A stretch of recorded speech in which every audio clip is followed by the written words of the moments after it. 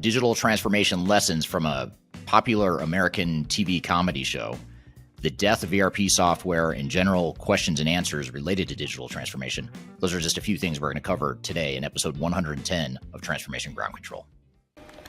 This is Transformation Ground Control, your source for all things business, technology, strategy, and change. If you're growing your business, leading change within your organization, or undertaking any sort of operational or technology change initiative, this podcast is for you. This show covers what you need to know about digital transformation, organizational change, operational improvement, and business growth. 5, 4, 3, 2, 1. And now, here's your host, Eric Kimberling.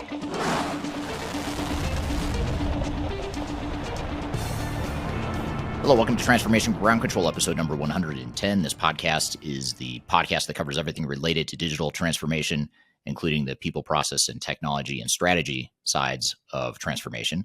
My name is Eric Kimberling. I'm the CEO of Third Stage Consulting, and we're an independent consulting firm that helps clients throughout the world with their digital transformation journeys, and we help them reach the third stage of their transformation success. With me, as always, is my co-host, Kyler Cheatham. Kyler, welcome back to the show. Thanks for having me. Thanks for being here, and a great episode planned for you today. Pretty light episode, a very conversational episode, I would say.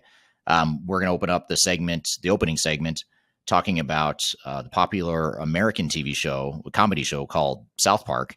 They have a humorous take on software deployments, and it sort of showcases some of the lessons and realities of digital transformation. So we're going to talk a bit about that. We're also going to take some questions from the question jar, which is from the audience, people on social media that have posted questions or comments.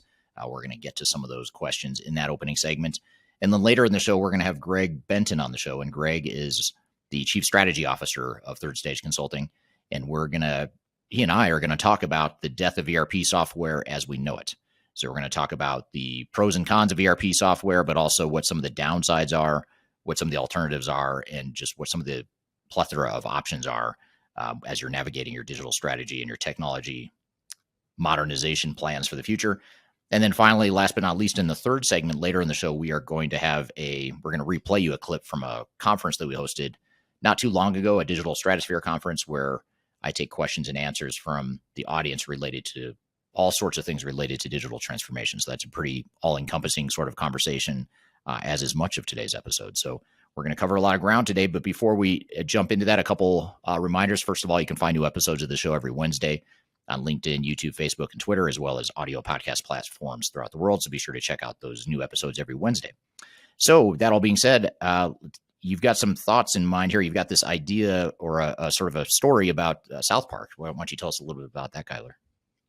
Yeah. So this morning, actually, I was going through a popular coffee spot drive-through after I dropped my children off, and I was kind of, dazed and confused. I have a 2-year-old and a 4-year-old, so mornings for us are always a little wild. So I got to the window, and there's a small talk with the person that's giving me the coffee. He's a younger man, teenage, young 20s, and he said, "Hey, what do you do for work?" And I said, just in passing, I'm a technology consultant. And he's like, "Oh my gosh, have you seen that episode of South Park where they talk about the IntelliLink and the software in the school?" So immediately I had to know what he was talking about. And I should preface this with, I'm not a South Park fan. South Park is a little bit of crude humor, but it's one of the most popular shows here in the United States and globally. And it's actually out and based on South Park, Colorado, where we are based in Denver, Colorado. So the clips that I'm going to talk about, if you do watch them, just a little viewer discretion, it is pretty crude humor, but it gives the opportunity to really lift the veil on all of the issues that can come from a software implementation. So let me take you through what the episode talks about. So Mr. Mackey is a faculty member at South Park Elementary, where it's based, and he thinks that they need a new ERP system for the school. So they spend all this money, $20,000 to be exact, and they implement this new system. However, no one can get on the new system And you have to be able to access the system to schedule appointments with your counselor or to turn in assignments. All of those things we know as kind of an LMS or learning management system, very normal for an education-based organization. So nobody can access it. So they call in the smart technician, so the technician from the software company, and he says, oh, well, the issue with your access point is you really need to upgrade to the silver level of this package. So it's only going to be this much money, but it's going to give you all of these access and to fix all of these problems. So they end up upgrading to that and still have the same issues. One of the characters wants to make a counseling appointment because he's having some conflict with his younger brother. So he goes in to the counselor and says, hey, can I make an appointment with you? And the counselor says, no, you have to go through IntelliLink to make a counselor appointment. And so he was like, well, my username doesn't work. And it's like, well, because your brother doesn't have a username that's matched with your profile and all of these other barriers to entry to make a counseling appointment. And the kid is like, could I just talk to you as a counselor to make an appointment right now, as opposed to go Right. through all these things? So they try and make an appointment, and it ends up this like classic rock is playing. All the lights, the smart lights are turning on and off because they can't figure out how to use the system. Finally, the board of directors for the school board brings Mr. Mackey in and says, this is a huge failure. We can't get anybody to use this. Their exact line is, nobody uses it because it turns on the sprinklers outside when that happens. And he said, don't worry. I've hired a specialist to come in as a faculty member to take over this. And we really need to upgrade to the gold package to make sure that we can get all of these different functionalities in. So he introduces this new employee whose name is Pat. And then all of a sudden, he starts yelling at Pat to say, what are you going to do about this problem? How are you going to fix this? Completely kind of scapegoating onto this Right. new employee. And then he Sounds looks at her familiar. and he looks at her and he goes, you know what, Pat, you're fired because this was a huge failure. Oh, So he brought that in. And at the end of the day, they had spent all of this money on a system with a software vendor in the background saying, oh, if you want to actually utilize it, you need to upgrade to all these different packages. And then also brought in the change in culture standpoint of trying to bring in new employees, spending more money on resources, and then ultimately blaming those employees for the implementation failure. So as soon as this nice young man introduced me to this episode of South Park, I had to share it on the show to give a pop culture reference of how truly normalized that failure can be. So now that you've heard that story, Eric, I don't know if you're a South Park fan or not, I but was early on. I was like when I was in my 20s, and then I stopped watching it for a long time. I didn't know, even though they still made new episodes, until mhm. more recently my teenage sons started getting into it. So now, just in the last couple of weeks, I've been watching many episodes of the newer South Parks with my sons, but I have not seen this episode. Well, it sounds very familiar, I must assume.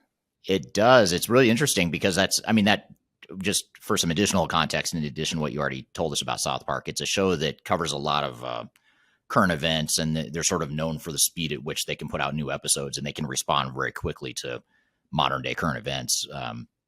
With the production, the way they do their production is very fast, and they're sort of known for that. So it's interesting to hear something that's not that this isn't a relevant topic, but it's sort of like this ongoing issue in the technology space. I'm just curious why they decided to cover this topic and how they know so much about it to know enough that this is a common challenge, or maybe they've just been at the end user level and seen deployments like this in some way. But whoever wrote that episode perhaps has seen it from the other side. So I find it really interesting that even a show like South Park or any TV show would know intuitively to bake that into their script and make a whole episode about it. I think that's fascinating.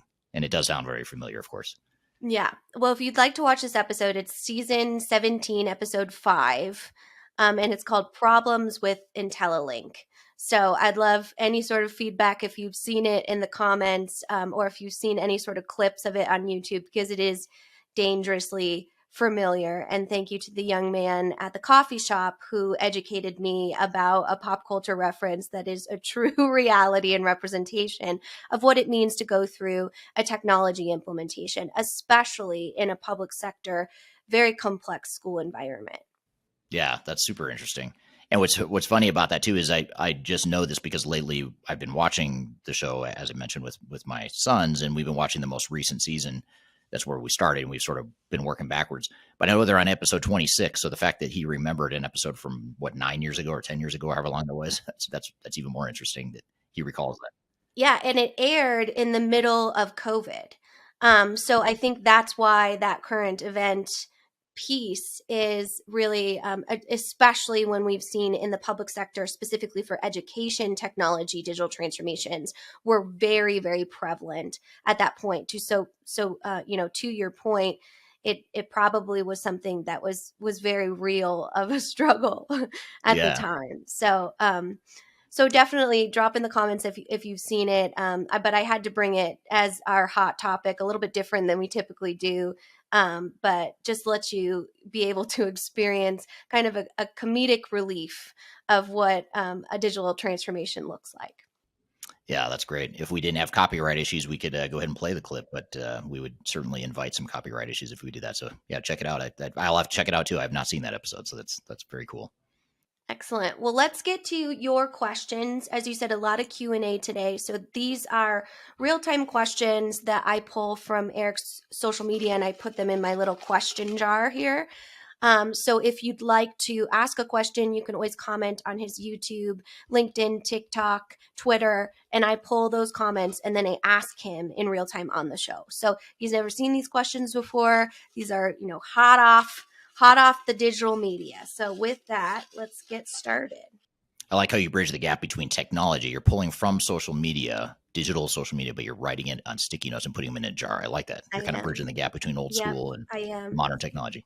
I love, and little sidebar, I bought 27 colors of sticky notes from Amazon and my husband was appalled. I'm like, these are work related. Okay, this is a work expense. So I'll bill you for those. Yeah. Okay, so this is actually a perfect question to bridge the gap between what we were just talking about.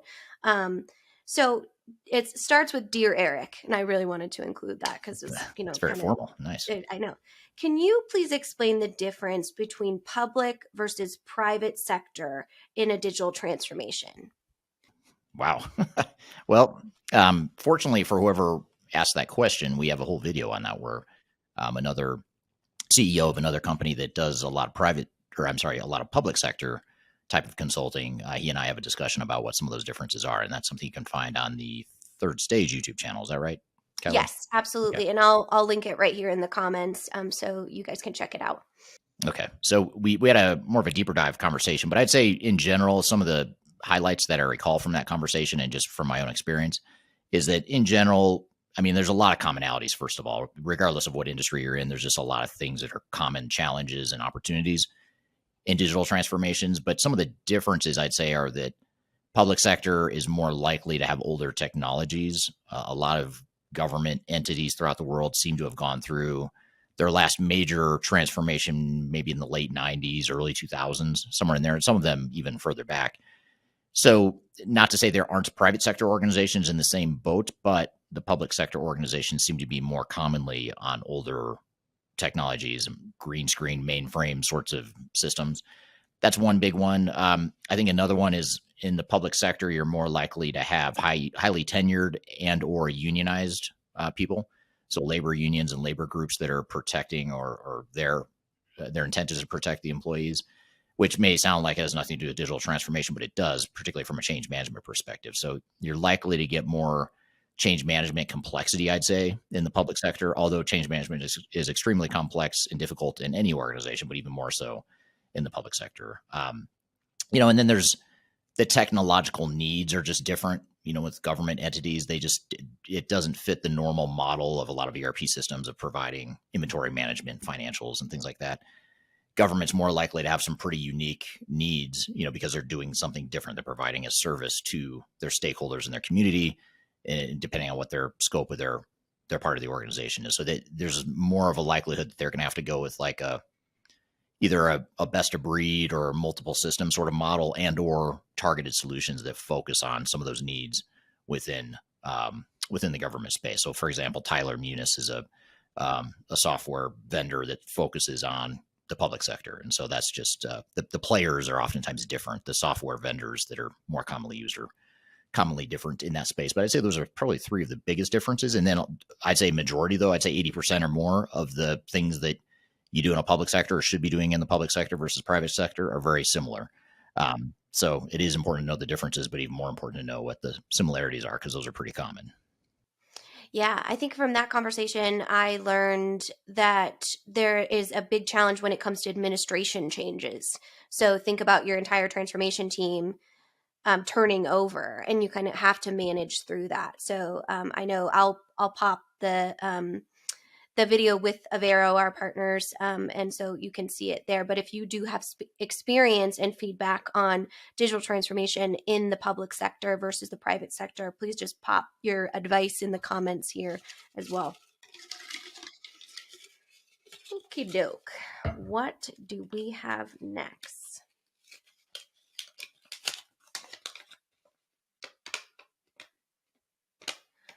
All right. This is a very complex question, so good luck to you. Thank you. You're welcome. How do you influence stakeholders to change, or people that are difficult to work with, to be aligned with your project goals? Wow, that is a complex question. So I'd say, well, first of all, the more clarity you have on what your strategy for the transformation is, the why, the how, what are you doing in this transformation? Why are you doing it? How does it align with your overall organizational strategy? That clarity is really important. And surprisingly, to a lot of people, just having the clarity of what the general direction is and being very clear about that can overcome a lot of the misalignment issues you have with people that are difficult to work with and or don't align, philosophically or with the work they do. They're not aligned with the overall organization. So the more you can bridge that gap by being clear and having a very clearly defined strategy, that's going to mitigate some of the risk. Because if you think about it, a lot of times we see people that are quote unquote difficult to work with in transformations, but they're usually not. It's sort of like you see situations where, day to day, these people weren't terrible people prior to the transformation, but then you go through a transformation and you disrupt their world, and then they become difficult to work with.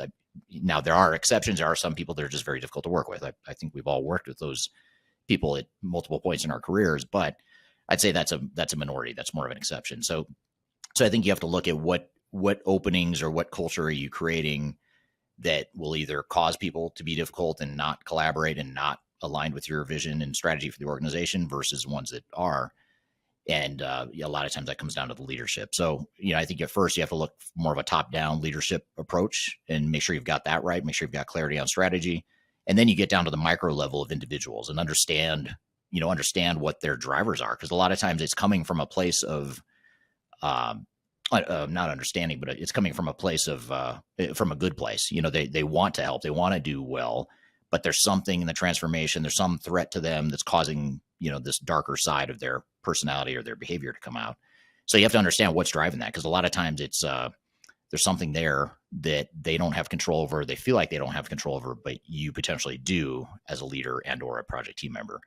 So I think just that empathy and assuming the best to some degree, like assuming that people mean well, and that when there is odd behavior or difficult behavior, usually there's something behind that. There's something driving that. Just as an example that I commonly see, because I deal a lot with CIOs, CFOs, more at the C level is more who I interact with our client base. And even at that level, you see sometimes people act irrationally and sometimes flat out mean to either me as a consultant or our team as consultants or their own internal team. And when you really peel back the layer and you really get to know someone, a lot of times you find that, well, that person's under a ton of pressure because the person before them lost their job. They got fired because that transformation failed. So that person's already in the hot seat. They're under a lot of pressure and, they're human and the stress starts to build up. So then you start to become more of a, as a consultant, you have to be sort of an amateur therapist and really understand what makes them tick and figure out how to neutralize that or help them deal with whatever stress they're under. So that's just one example I commonly see, but our team dealing with all levels of the organization at our clients, you see all kinds of different drivers of behavior. So I think just empathy and understanding what's driving and causing it is probably the big thing. Then you can go attack those things from a change management perspective. Excellent. Well, that's a great answer. And I will say Eric does elaborate on this a little bit further in the Q&A at the end of the episode, because we had a lot of questions about resistance and overall alignment. So you can go ahead and stay tuned for kind of more on that if you want to get some more information. So let's do one more here. Oh, this is a good one. This is more of a question for content for you, which I think is a good idea. So and maybe you can give us some videos that you've done on this, but this is, can we get a video on the top 10 ERP successes versus failures?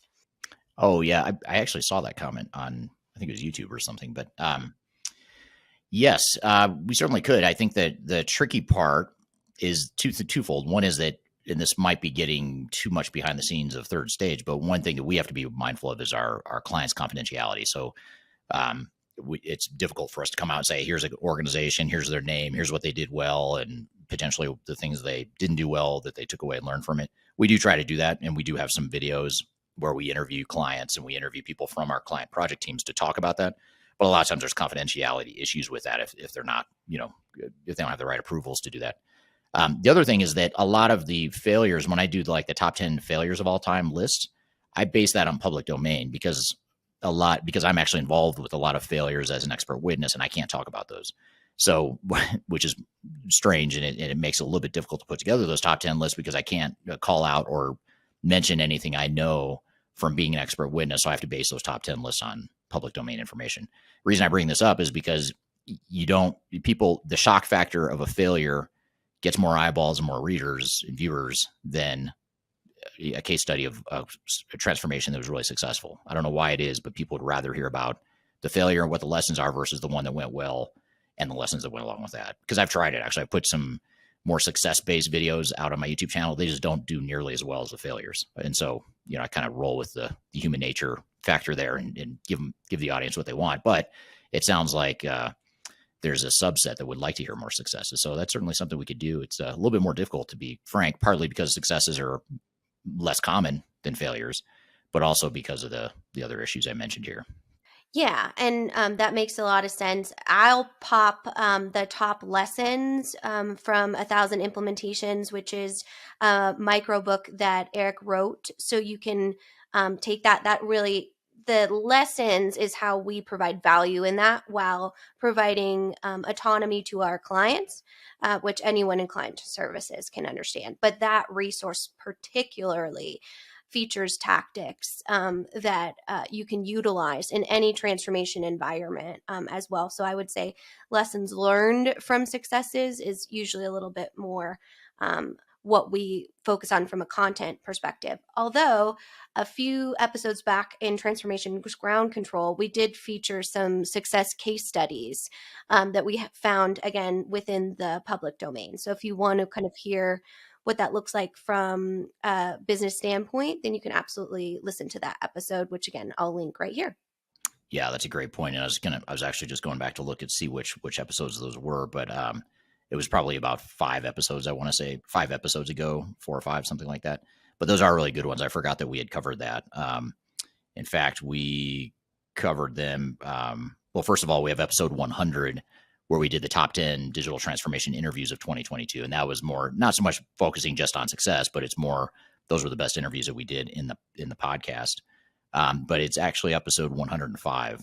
I think 105 and 106 were the two, if I recall, or if I'm looking at my phone as I just pulled it up. If I'm looking at that right, those are the 2 episodes you want to check out, because we do talk about some public domain successes there. So that's a great question and good follow-up. I'm glad we have some past episodes we can at least point you to in the meantime. And now I have got some more content ideas for my YouTube channel. So thank you for that. There you go. And that's actually a great segue into your conversation with Greg, who is our Chief Strategy Officer, Greg Benton, here at Third Stage, and just a wealth of knowledge. I actually just screenshotted him some comments that talked about how smart he was in our live stream. So definitely excited to get to this. If you do have questions during the podcast live live stream for Eric and Greg, you can pop them in the comments and we will answer them as well. So we still pay close attention and interact with those comments as well. Yeah, even though this entire podcast is pre-recorded, we do watch the comments as they're rolling in as we stream the video and after too. So we're going to have Greg Benton on the show later or next after we take a quick break. We're going to have him on the show to talk about the death of ERP software as we know it. And the whole idea here is to be controversial and disruptive, which I love to do because it irritates some people that don't want this truth to come out. But believe it or not, there are options to big ERP vendors in the marketplace. You don't have to go use SAP or Oracle or Microsoft. And I know a lot of people listening right now hate hearing that, and it's like nails on a chalkboard to them, but it's true. So if you're not a software vendor though, and you're a buyer, you're an enterprise technology project team, you're going to want to hear this conversation for sure. And even if you're a software vendor too, I think it's really important to think about and understand what the macro trends are in the space and how it might affect you as a vendor too. So we're going to talk about the death of ERP software as we know it, what some of the alternatives are, and how to navigate all these different options you have in the marketplace now that include single ERP systems, but there's a lot of other options that you may not be aware of or may not realize are more viable than you might think. So we'll talk through that as well. So we'll have Greg Benton on in a moment, but first we'll take a quick break. You're listening to Transformation Ground Control.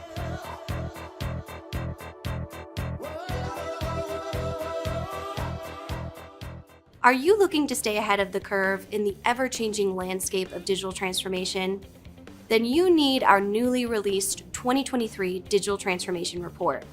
This comprehensive report covers the latest trends, technologies, and strategies to ensure your digital transformation is optimized for success. The 2023 Digital Transformation Report is packed full of proven methodologies and insights from experts in the independent digital transformation field. You'll also receive practical insights on how to implement digital transformation strategies within your unique organization. This free report is available for download on our website at thirdstage-consulting.com under our Thought Leadership section.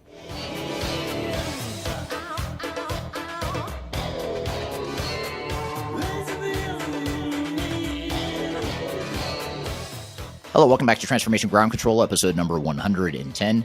My name is Eric Kimberling. I'm here with Kyler Cheatham. You can find new episodes of this show every Wednesday on audio podcast platforms throughout the world, as well as YouTube, LinkedIn, Facebook, and Twitter. We stream every Wednesday at 10 a.m. Eastern Time in the U.S. To those platforms, and you can certainly go listen to it after the fact as well. And be sure to subscribe, like, listen, comment, all that good stuff. It helps the algorithm. It helps get the word out, so really appreciate in advance any comments you have. So speaking of comments, we're going to have a series of comments and questions from myself and the audience here. We're going to talk with Greg Benton, who is the Chief Strategy Officer of Third Stage Consulting. He's based here in the U.S., where both Kyler and I are. And we're going to talk about the death of ERP software as we know it, what some of the options are, pros and cons of ERP software, traditional ERP software, how to navigate the decision of what type of solution or solutions might be the best fit for your organization, all that good stuff we're going to talk about here with Greg. And by the way, too, before just one last caveat before I jump in, we are, if you didn't know, Third Stage in this podcast is 100% technology agnostic. So we are not paid or affiliated. We're not paid by or affiliated with any software vendors in the marketplace. So we have no dog in this fight. And so I just want to make that clear because a lot of times people will hear us make statements about how there's options other than ERP, and they assume that we must sell something that competes with ERP. We don't sell software, so we have no dog in the fight. So with that, all that being said, Greg, welcome to the show. Hey, thanks, Eric. Good afternoon. Good morning. Everybody that's tuning into the live stream today, I think we're going to have a great discussion. Looking forward to it. Yes, this is a very interesting topic and one that you and I have discussed at great depth and great detail over the years. And it's one of those topics that seems to generate a lot of discussion. I imagine there'll be some on the live stream here today that agree that ERP software is dying and ERP software as we know it is dying. There's others that may think that is absolute garbage and ERP software is the answer to everything. So we're here to really look at unpacking the pros and cons of both ERP software as well as other options within the marketplace, other technological options in the marketplace. But before I jump into some of these questions and discussion points, maybe just tell us a little bit about your background, Greg. Sure, Eric. I've been about 25 years working with different systems and different technologies, both in implementation of digital transformations and ERP software, as well as in some cases remediation of implementations that haven't gone so well. In all of that time, definitely been looking at the business needs of the client, of the organization that we're working with, in terms of what needs to be done for enterprise operations. And enterprise operations is really taking over for what has traditionally been enterprise resource planning software. And that's what we're here to talk about today, is how those systems interoperate and what's coming next, really. Right.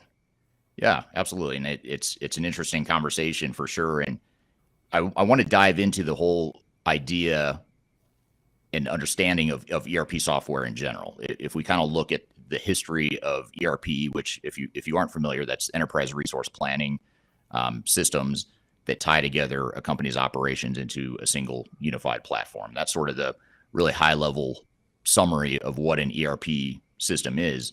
And ERP systems were created decades ago as a way to really give organizations a way out of the problem that they were having at the time of having siloed data sets and siloed systems and a spaghetti bowl of different technologies that they're trying to deploy and use to run their businesses. ERP systems came along decades ago to provide sort of a one-stop shop, if you will, or one solution that could tie together your entire organization. So it makes total sense where the origins came from and why ERP systems are around and the need that they fill.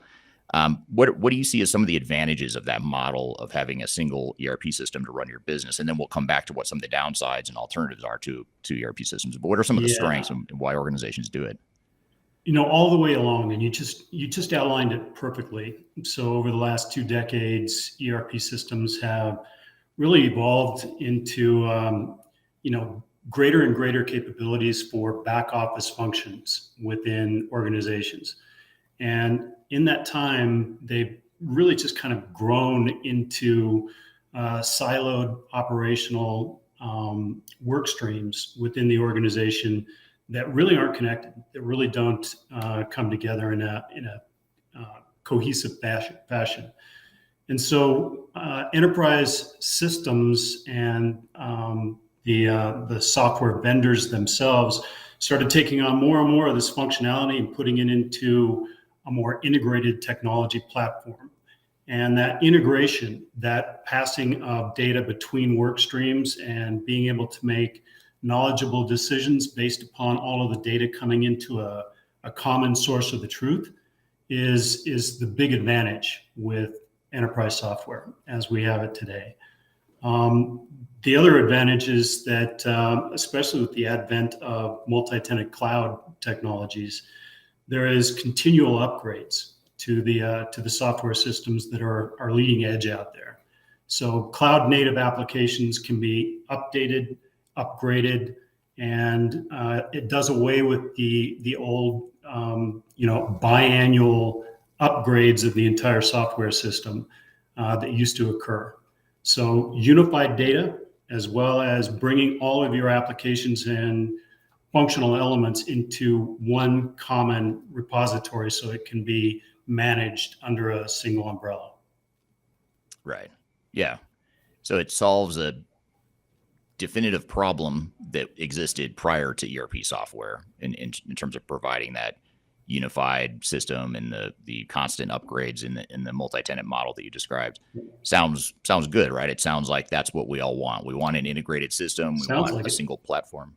Sounds great. So why in the world would we be here to talk about some of the downside risks of ERP software? Because it sounds almost too good to be true. So what are some of those downside risks of ERP systems, and why would a company find any sort of problem or flaw with that model? Whether we're talking about SAP or Oracle or Microsoft or any of the big ERP software providers, what are some of the downside risks of those types of solutions? Well, what a great segue, because it does sound too good to be true. And in fact, it is too good to be true. The problem with that model is that there are certain functions within an organization that really just aren't done well by a blanket or uniform ERP system. And so the next piece of this is really to go to a best of breed solution.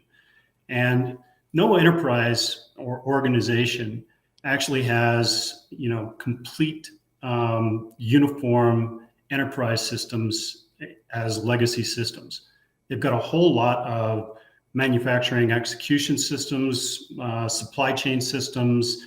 In healthcare, it's clinical systems that are unrelated to the core ERP, but have to function in order to make that business operate in a meaningful and valuable way, right? And so the best of breed approach started taking over for uniform ERP because people had to find better ways of managing their business and being able to manage the cost centers within their business as well. Right. And so that is why that uniform ERP that seems to be the panacea is really not the end game for most enterprise organizations out there. Yeah, even the ones that are leaning heavily into the idea of a single unified ERP system, and they strongly want a single unified ERP system, more often than not, they find that just isn't going to get them all the way there. They're going to need some sort of bolt-ons or ways to fill in some of the gaps of what that ERP system cannot do.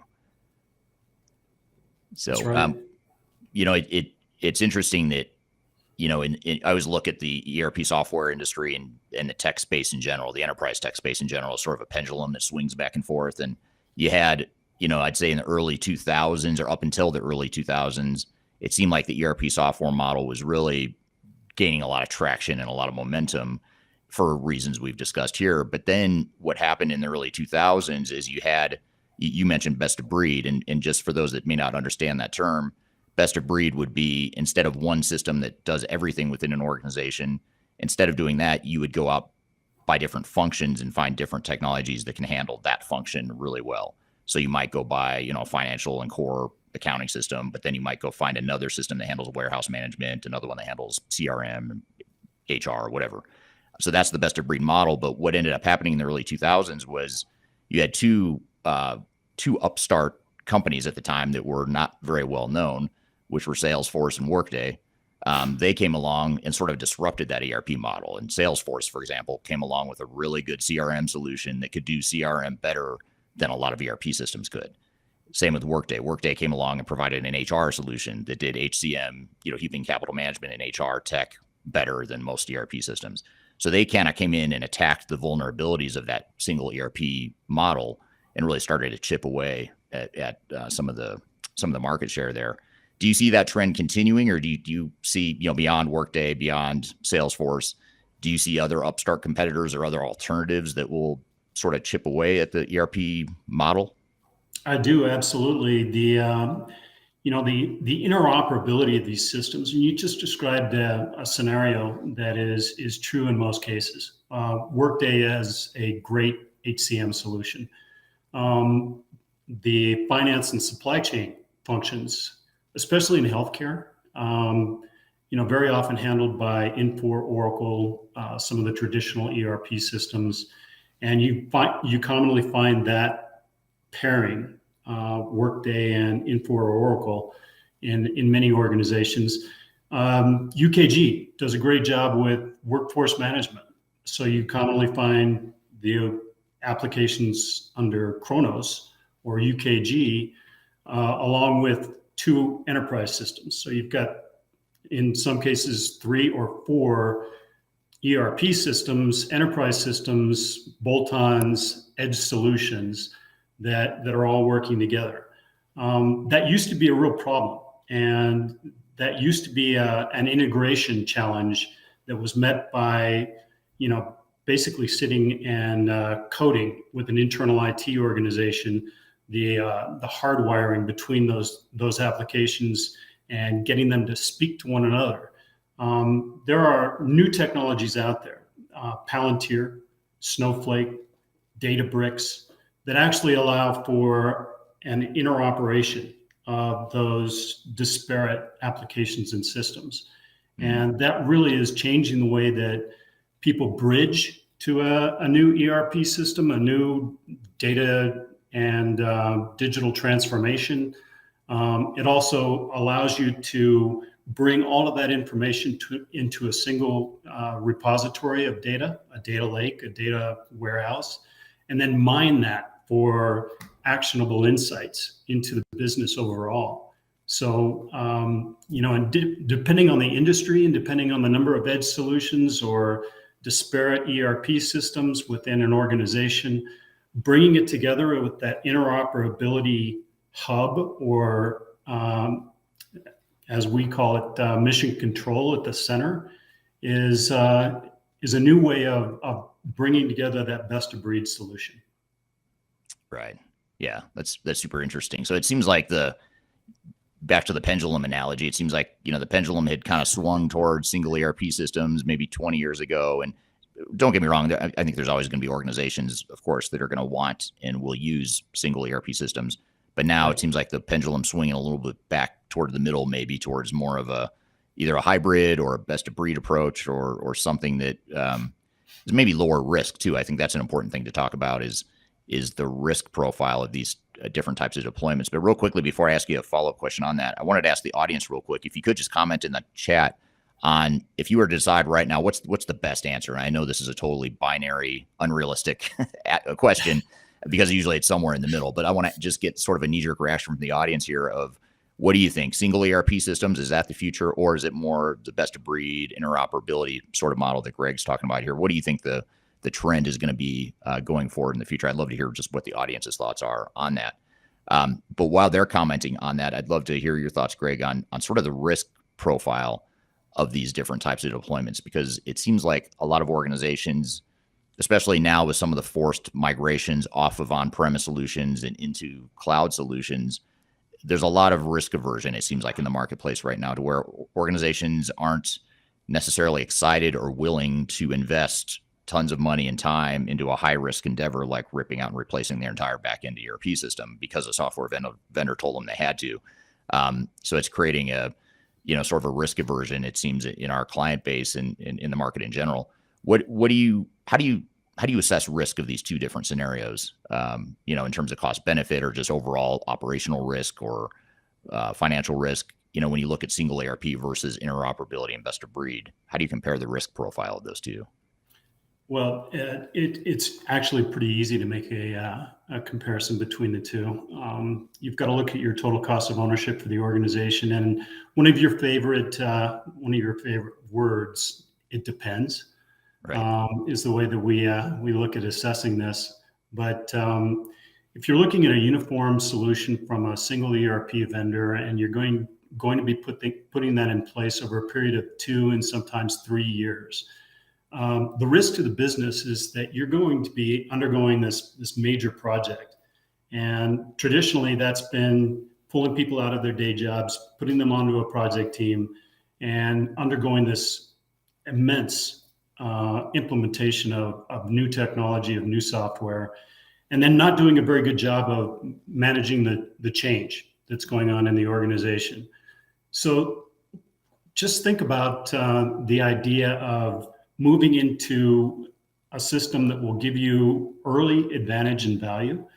So if you can connect those disparate systems and look at the enterprise in a holistic manner going forward, put together your journey up front, invest in a phase 0 at the very beginning or outset of a digital transformation, and find out where you can get some immediate value out of the system by connecting those disparate applications, systems, and data sources, right?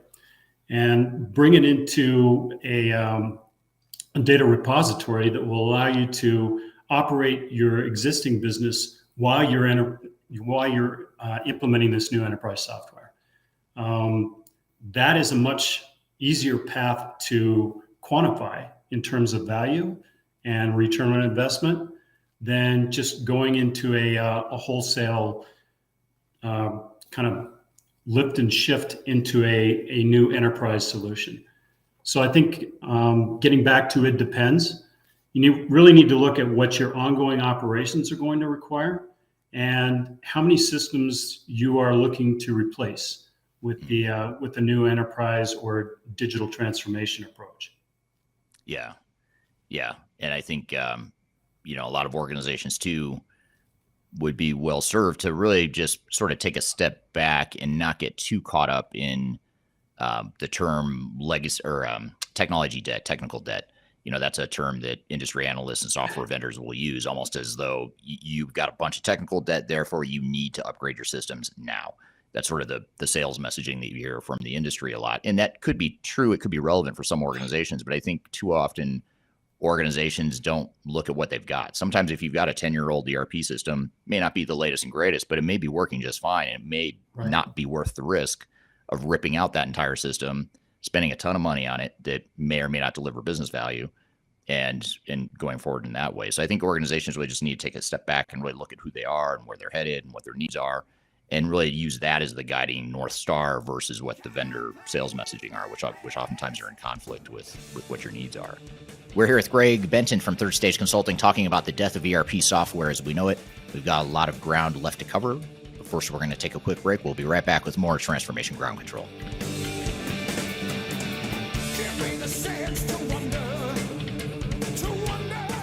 If you are involved in any sort of digital transformation or business change initiative, you will want to download the 2021 Digital Transformation Report. With its comprehensive overview of business and technology trends and best practices, this report is a must-have guide for any transformation project or executive team. Download this free report by visiting Third Stage Consulting at thirdstage-consulting.com. You can also visit our website to learn more about us or download independent reports, videos, and other best practices. Again, visit thirdstage-consulting.com today to learn how to take your transformation to the third stage of success.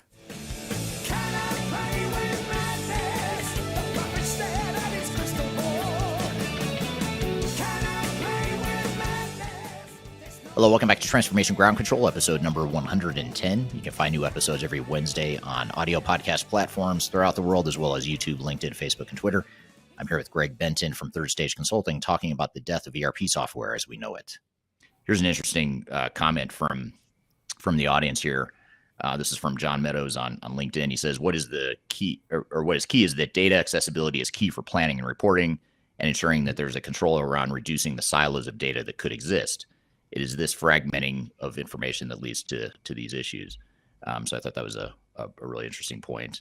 And then John also had another follow-on or another comment that I thought was really good, which is I think for some businesses, it's key to have best-of-breed solutions, but smaller orgs will not be able to cope with the total cost of ownership of a federated network of best-of-breed platforms.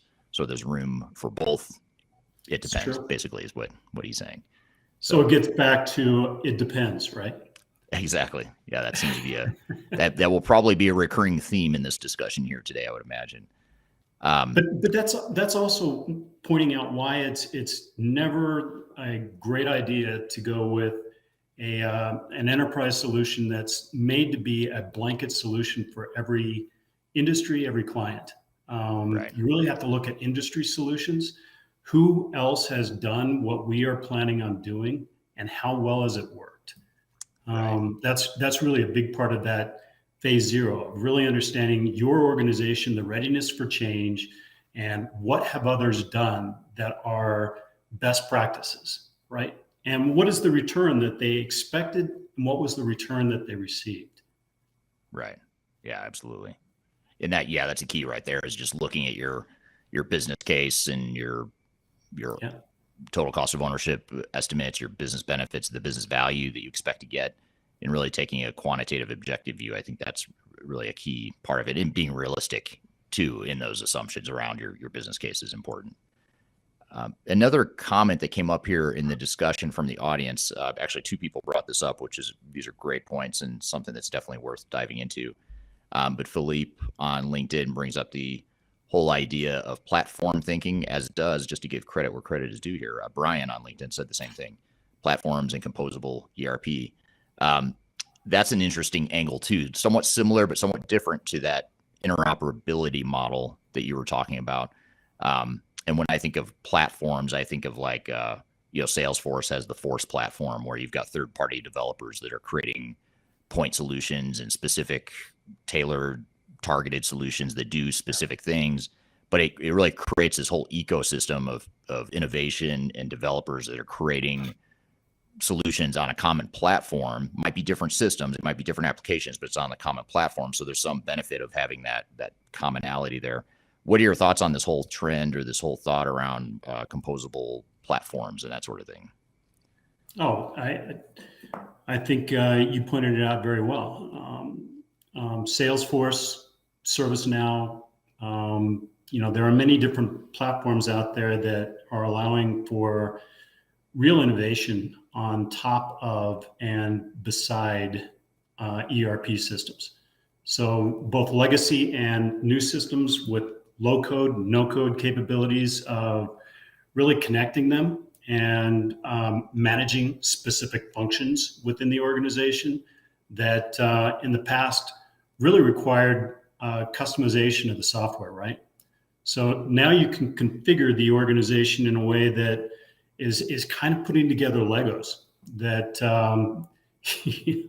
you can manage a discrete supply chain solution that you need with an integration for an overall, for instance, SAP deployment with some of the low code, no code options that are out there. Salesforce can integrate with many different systems just very easily through known APIs.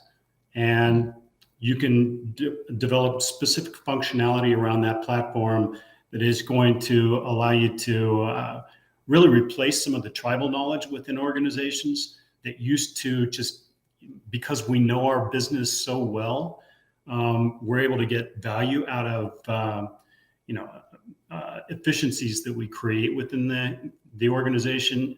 Innovation in product development, things like that, can now be handled or managed with a lot of the low code, no code type of platform development and integration. Yeah, great point.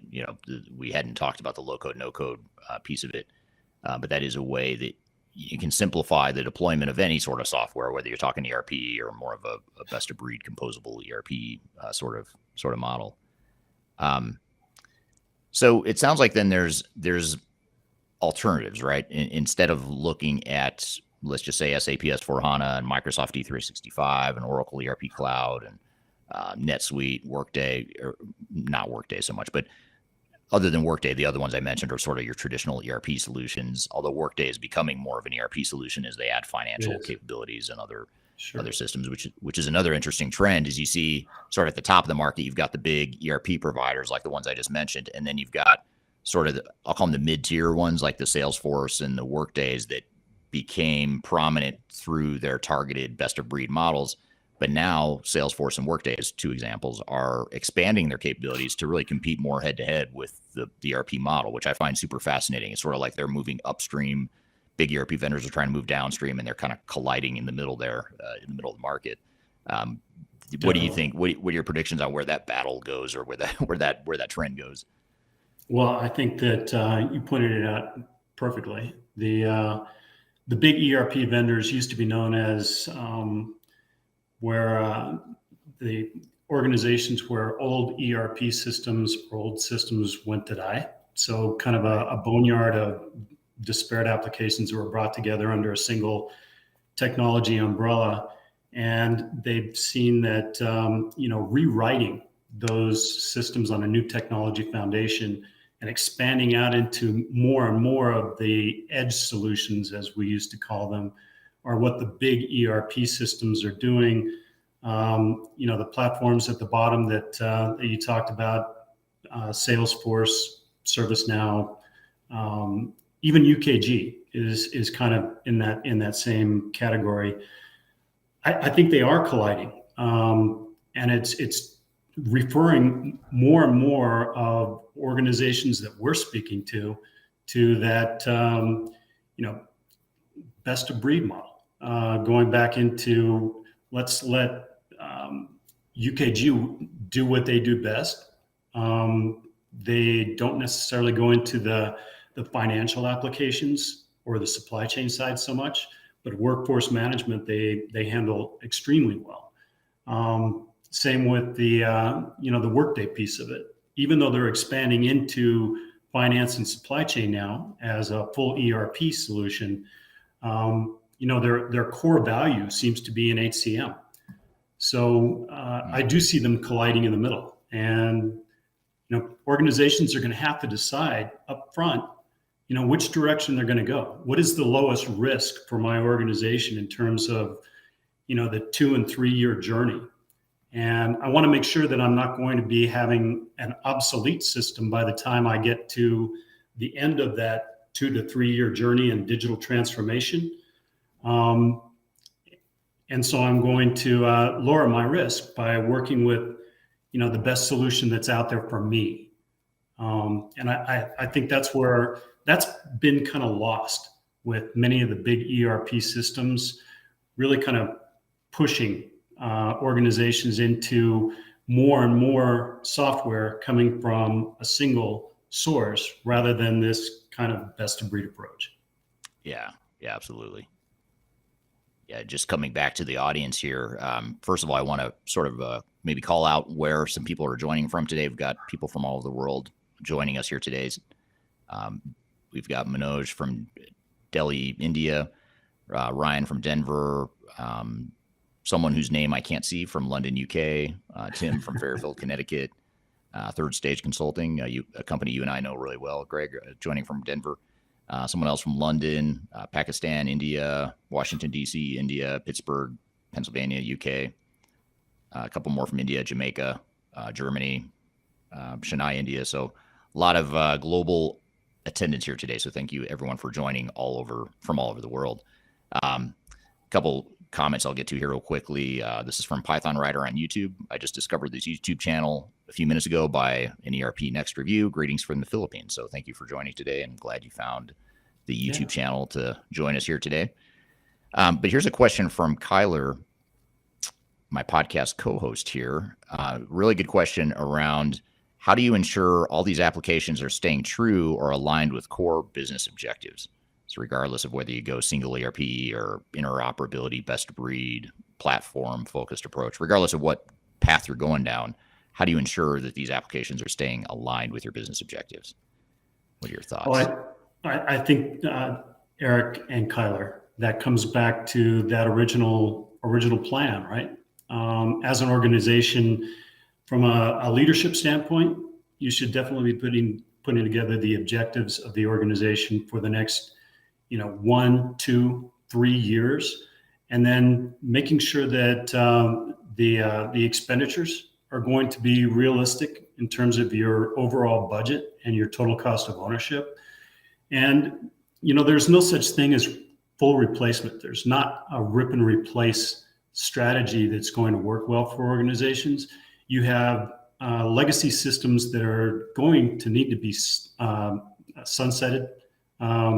So the sequence with which you go into the entire digital transformation is really important. And that's where it gets back to that. Let's make sure that we have relevant applications and systems that are going to run our business today. And 3 and 5 years from now, we want to make sure that we're sequencing or sunsetting or consolidating the applications that are currently running, important functions within the organization. So that's how you maintain that relevance of the technology that is a part of your digital transformation, is making sure that everything is in a complete plan going forward. Many organizations, surprisingly, don't do that planning process up front. And that's where they get into trouble, is suddenly they run into a obsolescence or a decommission of a system and need to immediately replace something. And that's where you get into real trouble.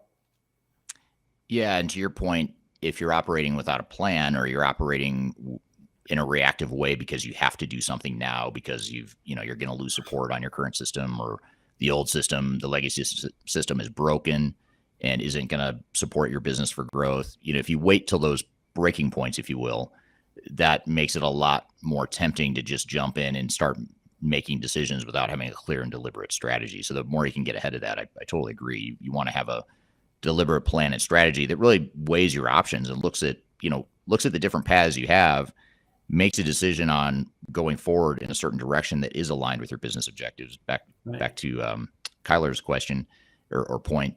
And most importantly, you want to also recognize that there are risks to whatever path you're going down. So even if you choose the one that's best for you, there's going to be a downside risk. So if you go with a single ERP system, for example, the risk is that system doesn't give you all the capability you need. Should typically there's the decision point of I might have to add additional systems to bolt on to give me the full capability of what I need. So that's a risk.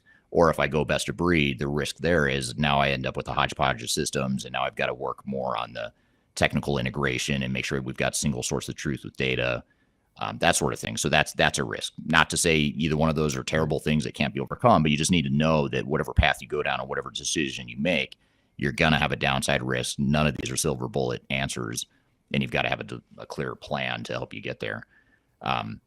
What are some examples? I know you're a big proponent, and we as a company are big proponents of the whole sort of phase zero pre-implementation planning and that sort of thing. What are some of the real high-level things that an organization should be thinking about and preparing for before they go down whatever path it is they're going to go down? Sure. The thing that we touched on earlier is really establishing the business case for where you need to go as an organization, right? So it's establishing what is the cost for staying with some of our legacy systems, what is the risk of staying with our legacy systems, and what do we have to gain from moving to a new ERP system, multiple platforms, the interoperability model.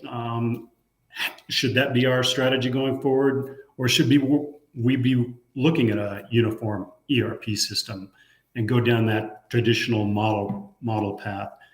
Establishing that business plan up front is critically important, and a lot of organizations don't do it.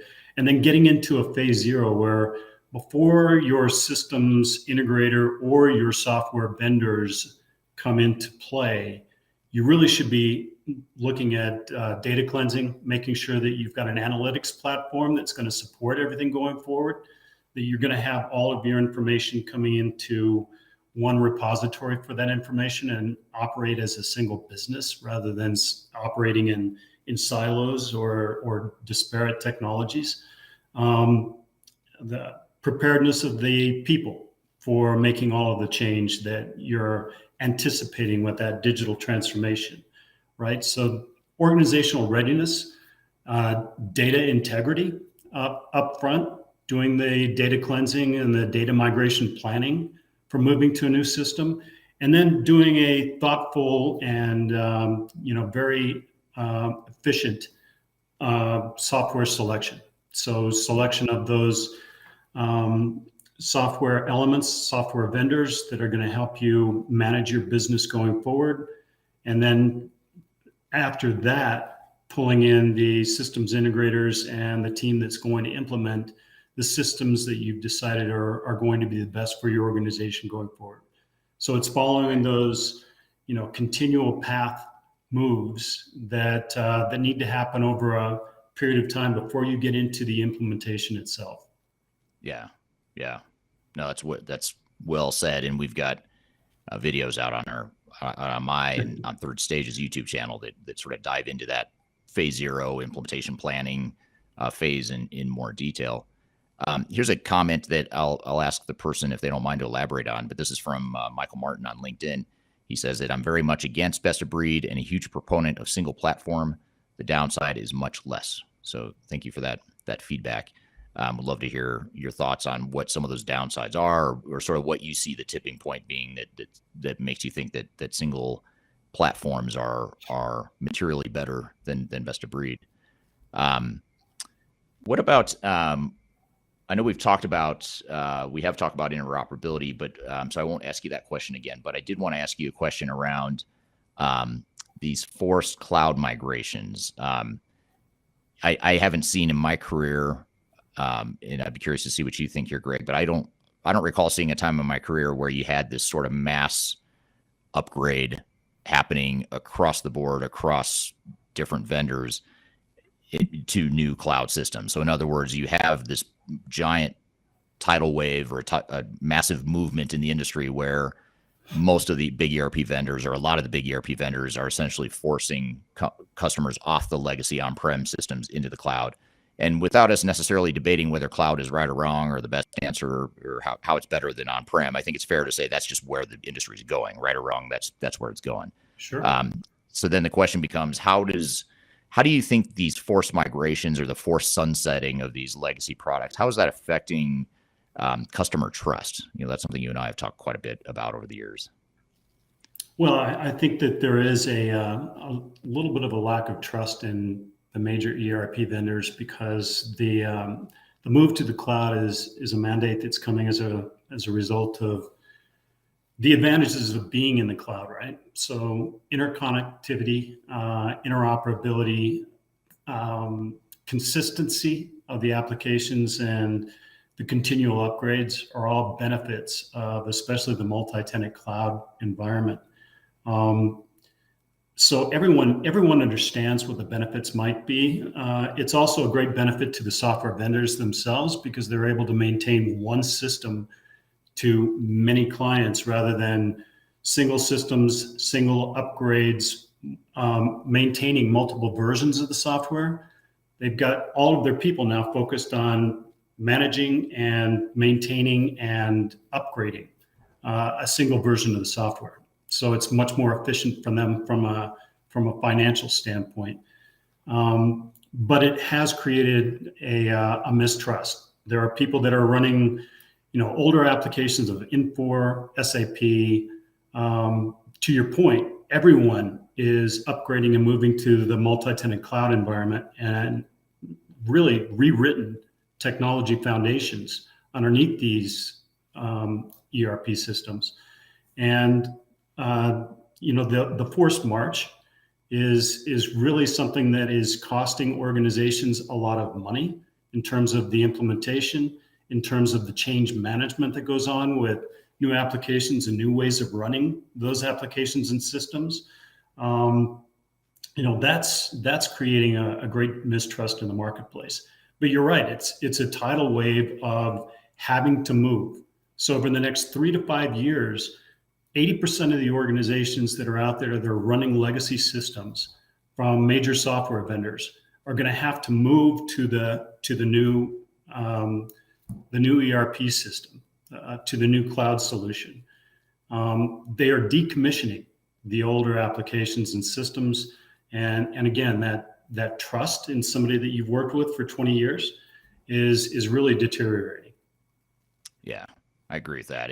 It's fascinating to me to watch, actually, because you and I we've worked for different organizations in the enterprise technology space, and you see the ebbs and flows of the industry, but I just haven't seen a time where there's so much skepticism and distrust of software vendors. And I think a lot of it is because they're in many ways getting bullied. Customers are getting bullied by the software vendors into changing something that isn't just a technology investment or a technology upgrade that software vendors are essentially forcing on their customers. They're forcing a high risk digital and business transformation that organization may or may not be ready for, may or may not need to go through if it wasn't for the software vendors.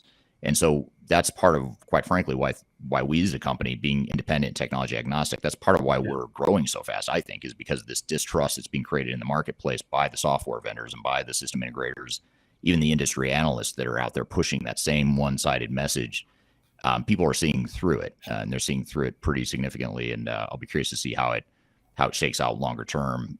But that's unfortunate, and it actually, on a personal level, it is super irritating and makes me angry that big, not to get too personal, but that big organizations are able to just force, big Fortune 500, Fortune 1000, small and mid-sized companies. These big tech companies are essentially forcing them into these high risk propositions that have an 80% failure rate.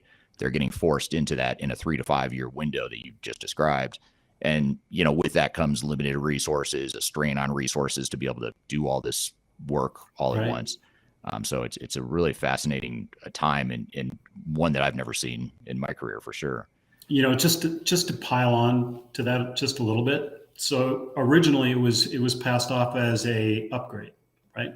Right. For many of Lift and these shift. organizations, and people have learned or found out that it's not an upgrade. In almost every single case, it's a new implementation of a new system. It requires a lot of change management. It requires, a whole new technology foundation that your people who were certified and really understand how the old ERP system worked now need to learn a whole new ERP system. So everyone is taking this opportunity to go out there and see what else is available. If I was working with a single software vendor for 20 years and it was running my business just fine, but maybe there's somebody else out there or some combination of other systems out there that can run my business better, that can bring me greater value as a stakeholder, as a shareholder in my organization. And that's why everyone is now considering, where am I going to go in this digital transformation? It's that digital transformation tidal wave that you talked about. So fascinating time. Yeah, absolutely. We're here with Greg Benton from Third Stage Consulting talking about the death of ERP software as we know it. We've got a lot of ground left to cover, but first we're going to take a quick break. We'll be right back with more Transformation Ground Control.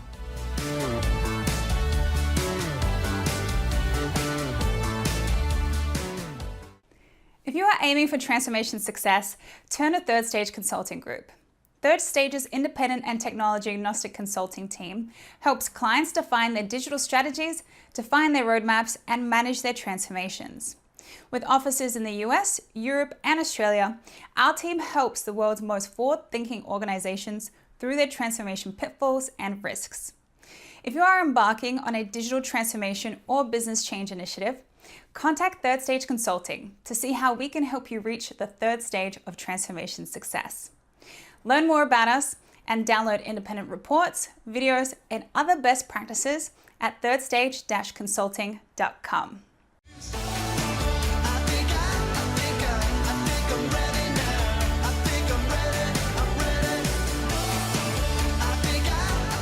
Hello, welcome back to Transformation Ground Control, episode number 110. You can find new episodes every Wednesday on audio podcast platforms throughout the world, as well as YouTube, LinkedIn, Facebook, and Twitter. I'm here with Greg Benton from Third Stage Consulting talking about the death of ERP software as we know it. So we're getting some comments from the audience here, particularly on LinkedIn. I would imagine.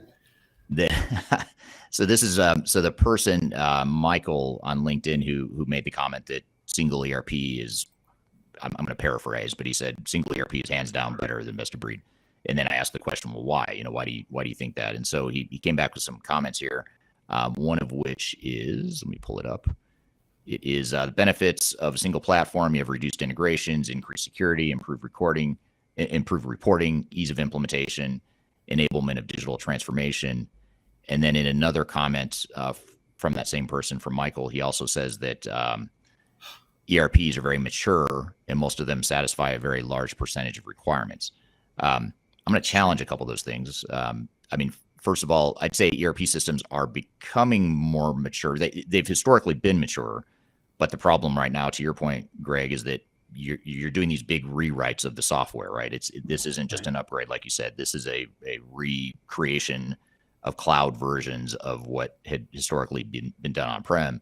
So you look at, for example, look at SAP S4HANA. If you look at SAP S4HANA versus ECC 6, or even more so R3, the even older legacy product that were both on-prem originally, S4HANA is a totally different platform. Totally, the HANA platforms is totally different. Yes, there's some similarities and there's some familiarity that comes along with it. So if you're an SAP consultant or an SAP person with experience with on-prem SAP products, there's gonna be some efficiency and learning curve benefits of staying with SAP. But to your point, Greg, they are largely rewrites. And if you think about how long cloud's been around, cloud hasn't been around that long. I mean, in terms of when most of these big software vendors started to make the shift to the cloud, it's only been a decade or less for most of these organizations, whereas they had decades to develop the on-premise solution and put all that R&D into it. So you still have a lot of catch up that's happening, I would argue, in the space, and we see it in a lot of organizations that are in the midst of an implementation. Like, for example, we have a client that's on the tail end of a 7-year Oracle EBS implementation. And in the middle of that implementation, Oracle tried to sort of push them into the cloud ERP solution. And that client, who's a manufacturing client, looked at the capabilities of cloud ERP or Oracle ERP Cloud and determined that just didn't have the maturity, it didn't have the capabilities that EBS had. So rather than getting caught up in whether or not they should be on-prem or in the cloud, they looked at functionality. Can this software run our business? And they determined that the cloud version wasn't ready. And so they decided to keep deploying EBS, knowing that eventually they're probably going to have to upgrade anyway, but they want to wait and be on the tail end of that adoption so that it gives Oracle time to develop and further develop those capabilities.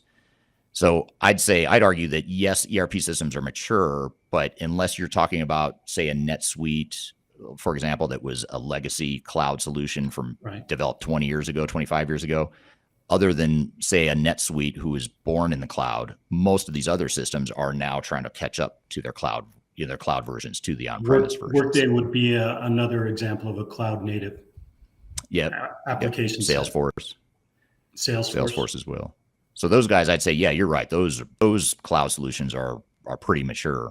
But look at SAP, S/4HANA, Oracle ERP Cloud. Yes, they're getting more mature. In a couple of years, this comment will probably be obsolete. But as of right now, they're still trying to develop a lot of that same capability that they once had on-prem. They're still trying to develop that same robustness and diversity of capability in the cloud. So I don't think we're quite there yet. So I think that's what's creating this opening of opportunities and alternatives, is the fact that those systems are not quite ready for prime time in many cases. What about here's a comment from Ghassan on YouTube. He says, don't underestimate the amount of effort required for data migration. It's key to the success of cutover. And I think that's probably true regardless of what path you go down, right? Would you agree with that, Greg? It absolutely is. We have another client that has been implementing for a very long time, and they really didn't establish a data migration path in the very beginning. Didn't really put together the analytics strategy that was going to be maintained for the organization all the way through the implementation. So now we are getting to the end of the implementation and go live, and we have 4 different disparate reporting systems that are going to need to be used over a uniform ERP system. And it's primarily because the vendor has changed strategies with regard to the reporting and analytics, and there was never any upfront plan to get from all these disparate data sources coming into a single on-premise system in the past to now a new system, and we're going to have to develop a new strategy going forward for the analytics, business intelligence, enterprise planning going forward. So I think Ghassan is exactly right. You have to make that a major part of your upfront strategy. Again, that's going back to that strategy and phase 0 approach to, before you even embark on this in full, get all of your ducks in a row in terms of that piece of the equation. Right. Yeah. Well said. Here's a comment. I've heard you say something very similar to this, Greg. So I think you might like this comment, and leave it to Sam Graham, who's a regular contributor to our podcast. Just when I think I'm the one that's being disruptive, then Sam comes along and out disrupts me by asking something very controversial and it's hard to do. Right. That's why I love having Sam on here. So Sam on LinkedIn says, if so many companies will be changing systems in the next couple of years, are there enough implementation consultants to go around, or will systems be implemented by inexperienced consultants? I love that question. I love that comment. That is disruptive. Yeah. But Sam is pointing out a great point. With everyone needing to make this move, I refer to it as really kind of the burnover period. Everyone's looking at digital transformation because they have to, right? Gets back to that whole trust issue with the software vendors. But yeah, all of the implementation teams, all of the systems integrators, third stage for sure. are all involved in digital transformation, are all involved in implementing new systems, software solutions, digital transformation. So that is taking the best teams. That is taking the A team from many of the systems integrators and applying them to the people the people in the organizations that get first in line. So now what's going to happen in 2 years when somebody who has said, well, I'll just wait and I'll find out, I can change ERP systems, or I can, midstream, we'll be able to make the changes that are necessary to upgrade our systems, to implement new technology. What if there aren't teams available to do that implementation? What if there aren't people available that really understand the new systems and can support the legacy systems? I mean, there's a lot of talk about backfill. So when you pull a person out of their day job to work on the project team because you want your best subject matter experts to be working on the implementation of the new software and the new technology as you're going into an implementation, right? How do you backfill that individual with people that really know how to run the legacy system at the same time that you're having the A-team consultancy come in and do the implementation on the front end of the new system that's going into place? That's creating a real crowd migration to the new digital transformations in the next 2 to 3 years that you described earlier, Eric. Right. Yeah, absolutely. And then, follow-up comment here from Michael on LinkedIn, who's commenting on Sam's question and comment, is that systems are already being implemented by inexperienced consultants. So I tend to agree with that. And if that is true, which I think it is, and not across the board, of course, not 100% of implementation consultants are inexperienced, of course, but with this mass influx or this mass migration that you're seeing of companies that are upgrading or implementing new systems all within a short window, that's putting pressure on especially the big system integrators to hire more inexperienced people that can do this, or they end up offshoring a lot of it too. A lot of the development gets offshored as well. So I think that is a challenge. But having inexperienced consultants on projects has always been a challenge and a sort of a wart in the industry, I'd say. But I think that's something that's probably become even more prevalent now. It has. Yeah. Let's see here. There's a lot of really good comments here. In fact, so many I'm having trouble sorting through them all. Which usually I don't, but today I will say too that while you're doing that, the program management piece is really important on top of the implementation. As we've been talking, you may have a number of different platforms, a number of different systems that you're implementing along the way. Managing that centrally and creating your own PMO or project management office, program management office, or having someone like Third Stage help you establish that is really key to making sure that you have the right people and the right experience doing the implementation work, doing the ongoing enterprise changes that need to happen within the organization. So change management, the technical architecture, the systems integration or implementation work as well, all under that PMO umbrella. Right. Yeah. Great point. Yeah. In viewing this as a program rather than just a technical project is really important, because the program pulls in the technology or technologies that need to be deployed, but the program also pulls in other work streams like change management, data migration, and process improvement, architecture, all that stuff.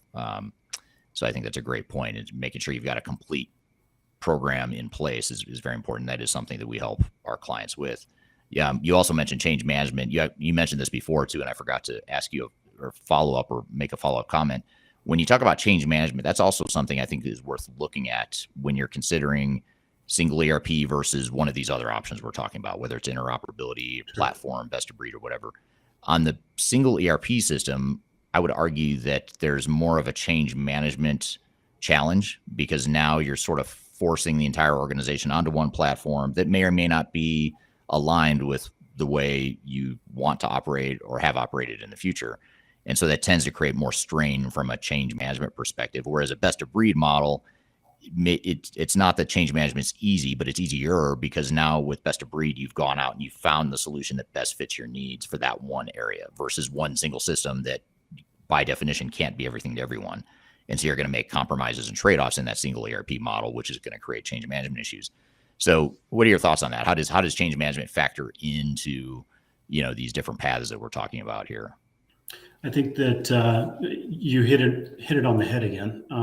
A single ERP system, while if it's a replacement of something like an Infor or Lawson legacy system going to Cloud Suite, is you're going to have a little bit less change in terms of the new applications, but nevertheless, you're going to have a whole lot of training, a whole lot of change management that's going to have to happen with the new applications. And I think that, people tend to disregard that. So they think that it is something of an upgrade or, that the change is going to be fairly uniform, and it's not. And when it's not, and there's the surprise that it comes with discovery that, the change is not going to be well managed within the organization. Suddenly that's something that has to be done after go live, right? And continued optimization. Whereas with best of breed, we shouldn't even call it best of breed. We should call it appropriate sequencing of technology. I like it. Because you can still operate some of your legacy systems while you're implementing new technology components in, point solutions that are going to work for the organization. So you may not necessarily change all of the processes and have to go through all of the change management at one time for the new system. You can go through that in stages and plan for that very appropriately up front. Yeah, absolutely. It's well put. So even if you are going with that single ERP system model, you don't necessarily need to deploy it all at once. You can phase it. You can sort of break it up into bite-sized chunks and that sort of thing, for sure. Well, I guess just to wrap up, and there's so much here we haven't talked about. I feel like we definitely need a part 2 of this conversation, partly because there's so many questions that we didn't get to here today. But one sort of closing question I'll ask you, Greg, is, as we think about these different options, we've talked about some different paths you can take, whether it's single ERP systems or one of the other alternatives. What are some starting points that you would recommend to an organization and their project teams to really help define or assess these different paths and figure out which path is best for you? Because we're not here to promote one or the other, even though it's sort of a biased title to this discussion, which is the death of ERP software as we know it. At the end of the day, ERP software is not going anywhere. It's going to be around for a long time. It's going to be a great option for a lot of organizations, but these other alternatives are going to be great options for a lot of organizations. So how do you determine what path or which path is best for you? What are some early sort of simple takeaways we can leave the audience with to get started on that journey? Absolutely. Internally, develop that program management office and lead that charge for, building the business plan, building the business case for moving it forward, having the executive level of the organization agree that we are going to sponsor this because it makes complete sense. So understand what your objectives are, measure those objectives all the way through. Enter into a phase 0 where you really prepare the organization and understand the organization's preparedness for moving into this digital transformation. And again, getting back to measure and measure and measure all the way along. So establish governance up front as well. So it's all of that strategy in phase 0 before you ever get to the decision about which system you're going to either maintain or go with as a new digital transformation. Do the upfront work. That's the main thing. Yeah, very well said. And if anyone listening in here is interested in learning more about what some of that upfront work is, or you want to sort of brainstorm ideas on how to get started, certainly reach out to either Greg or I. We can talk. Be happy to chat with you about what those options might look like or how you might get started.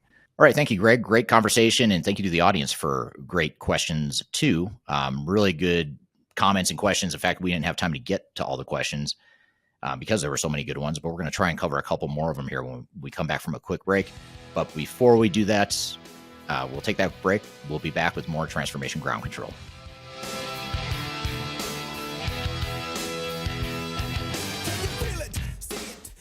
Interested in working for a company that truly values your unique skills and experience? Here at Third Stage, we don't hire based on resumes alone. We look at the full candidate, experience, and willingness to provide excellent service for our clients. Within a technology, independent, and agnostic consulting firm, you have the opportunity to learn across industries with a diverse group of clients. Our consultants also have the opportunity to diversify their portfolio and learn across technology systems. If you're interested in joining a high-growth entrepreneurial organization, please reach out to us at work@thirdstage-consulting.com.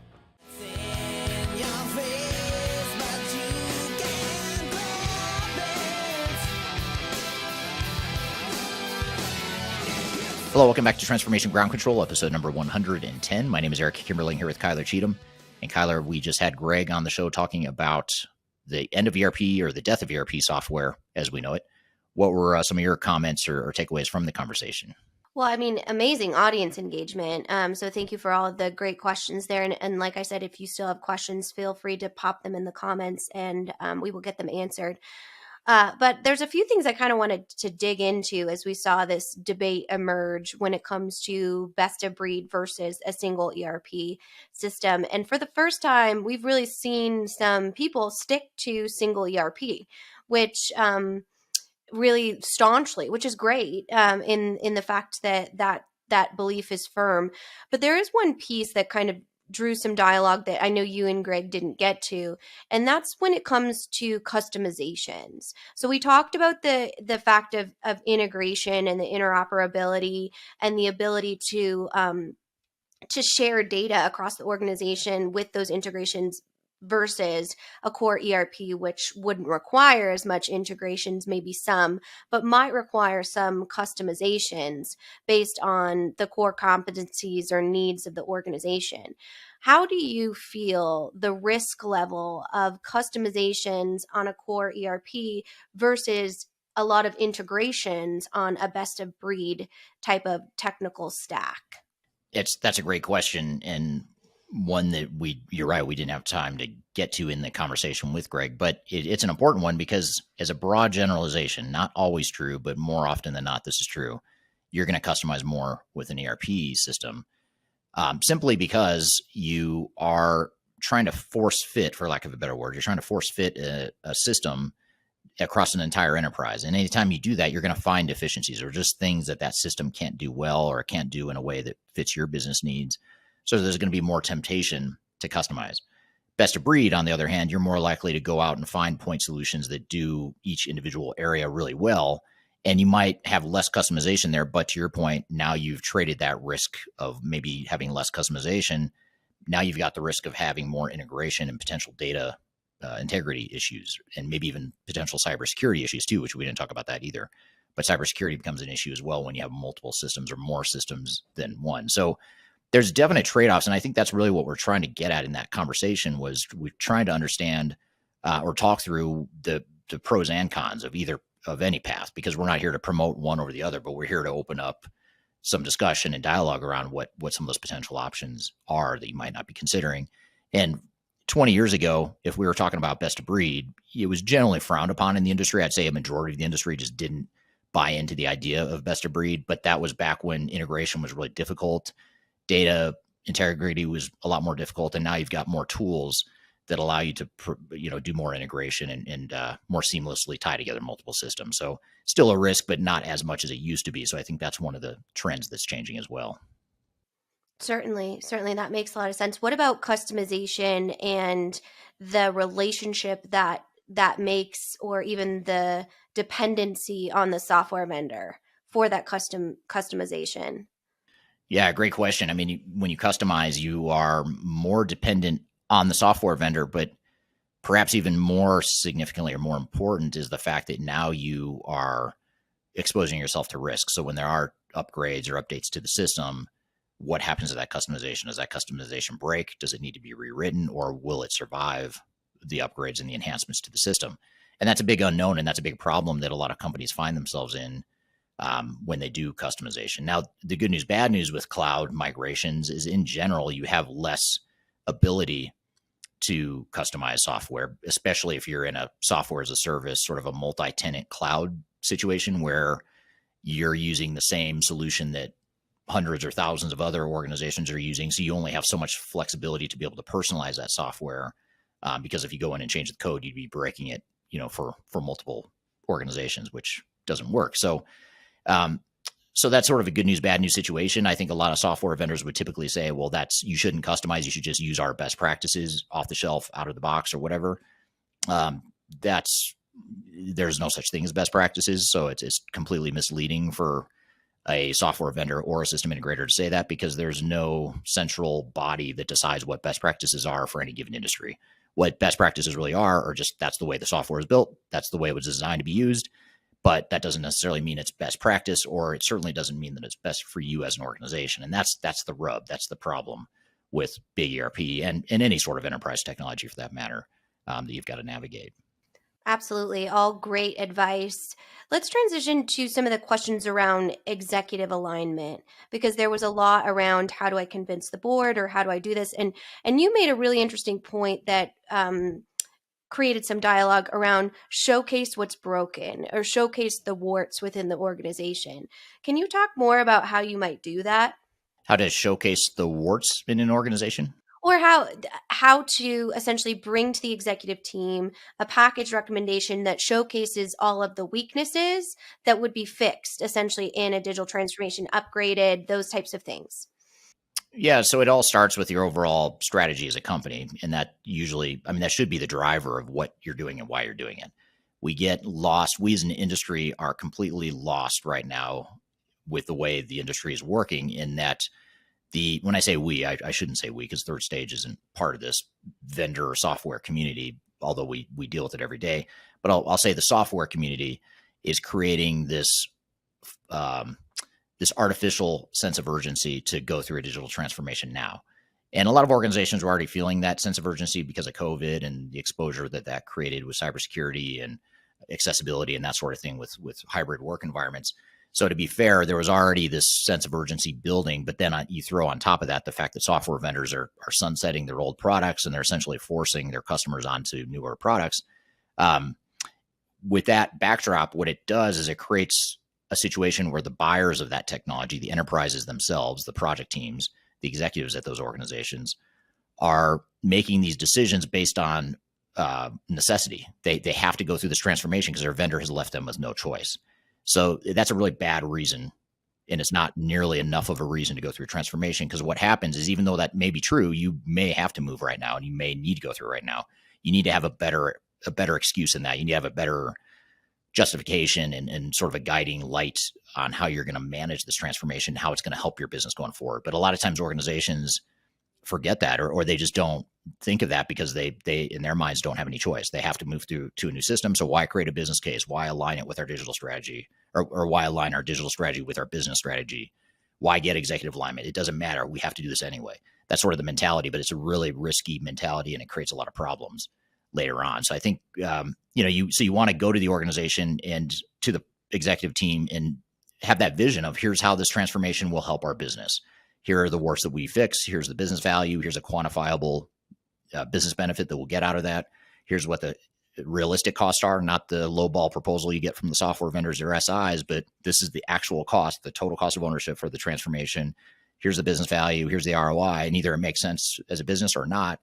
And then the last thing I'll say is, if it doesn't make sense, if you can't justify it, then don't do it. Just because a vendor is telling you they're going to stop supporting a product, that's a terrible reason to, bank your whole company's future on. It may be that you sit on an older version that you don't have support for, or that you've got to hire internal support. That's not ideal at all. There are definite risks to that, but it's certainly an option, and you want to look at all your options and make sure you're doing what's right for you as an organization. Don't be Mr. Mackey. You don't need the gold package. Absolutely. Right, exactly. No, great advice. And we do have a lot of content on our YouTube channel about sunsetting, if you are in that situation with your system, and understand that you need to go through a whole evaluation process when that happens, to just really find out what's right for your business, to your point. So let's talk about one more kind of line of conversation that we had here, which is organizational change management. I always like when we mention that all of our change influencers come into the chat, which is great because they always have great content.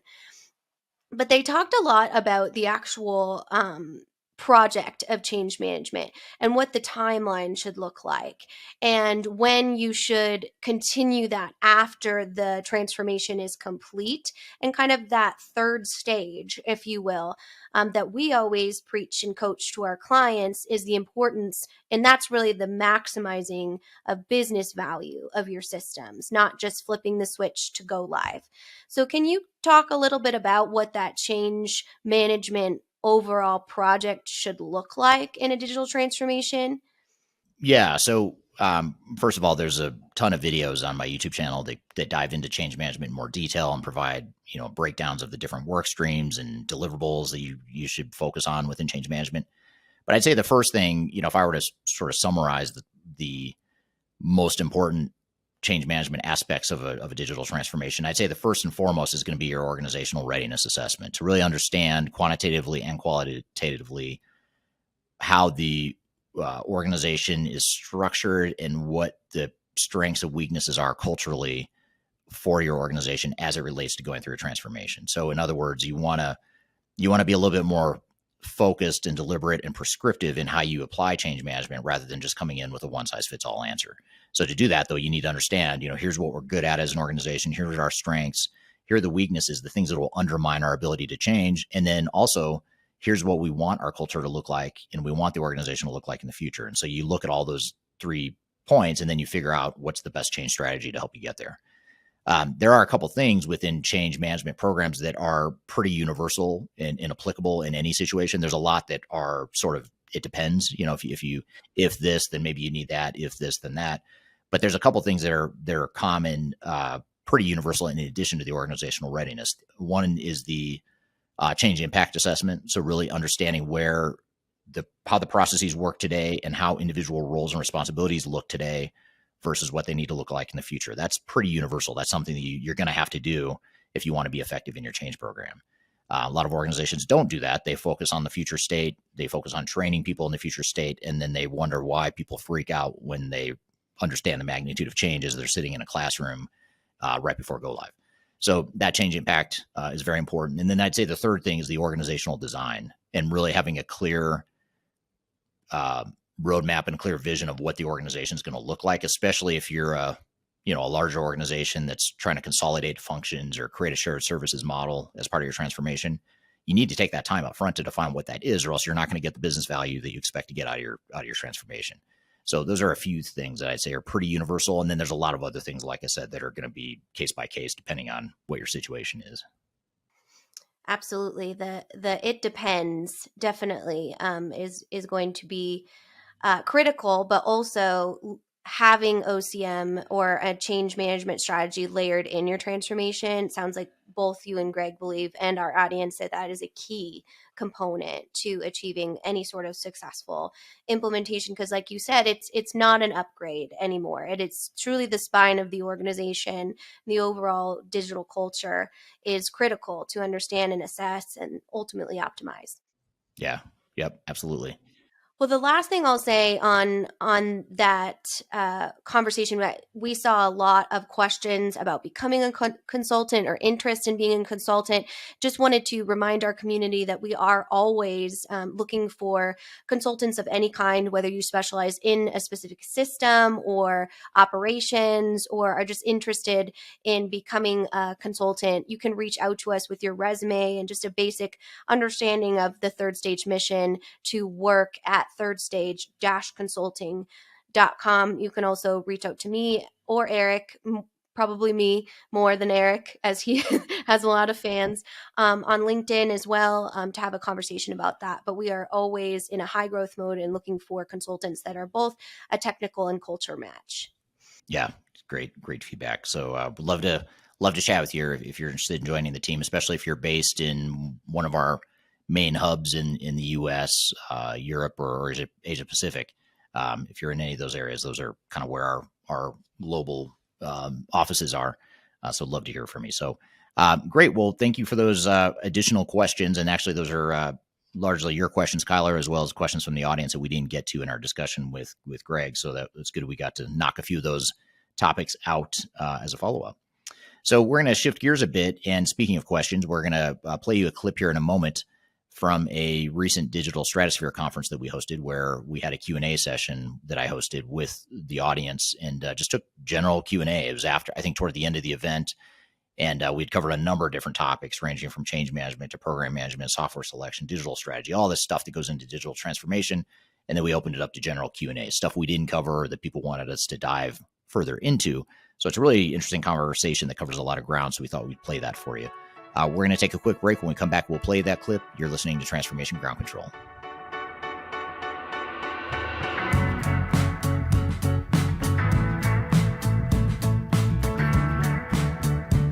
If you are aiming for transformation success, turn to Third Stage Consulting Group. Third Stage's independent and technology agnostic consulting team helps clients define their digital strategies, define their roadmaps, and manage their transformations. With offices in the US, Europe, and Australia, our team helps the world's most forward-thinking organizations through their transformation pitfalls and risks. If you are embarking on a digital transformation or business change initiative, contact Third Stage Consulting to see how we can help you reach the third stage of transformation success. Learn more about us and download independent reports, videos, and other best practices at thirdstageconsulting.com.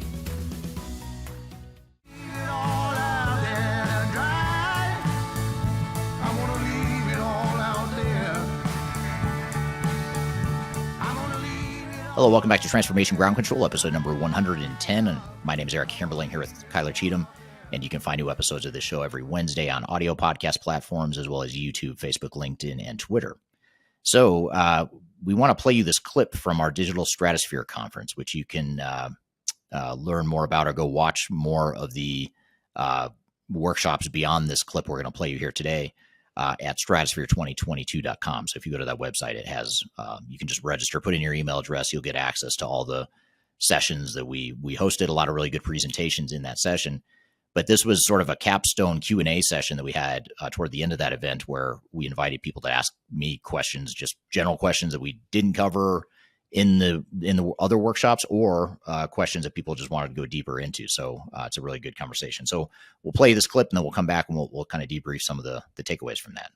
I will go ahead and jump in, and then I will just answer this one because it's mostly for me. Is there a possibility to view these sessions again? Yes, absolutely. So if you're at the top of this session and go to the first one, you can view all of the sessions again. They're all recorded there. They'll stay recorded there, and you can access them at any point. You can also share them with your network or your colleagues. It's no cost. Again, they just have to go through the registration process, and they're able to view all of that additional content. So if you are a global organization, you have different time frames. I know our colleagues will do the same. So with that, good reminder on the other questions. So this one is about a specific ERP system, Eric. So I apologize if I butcher the name, but this was one of our first questions during the session. Do you have experience with using or evaluating, I think it's Macola, it's Macola ERP. He says you don't have it mentioned in any of your evaluations, and I don't see it mentioned in a lot of industry research, i.e. Gartner Magic Quadrants, which I know you're a big fan of. So if you can let us know if you've ever heard of that, or if anyone in the audience has ever heard of that too, we can give our audience member here some feedback to you. Yeah, I have heard of Macola. Honestly, more often than not, at least from our experience at Third Stage, it's moving clients away from Macola. But it is a well-known and fairly, I'd say, moderately common ERP system in the manufacturing space. I think Exact. There's a software company called Exact that owns them now.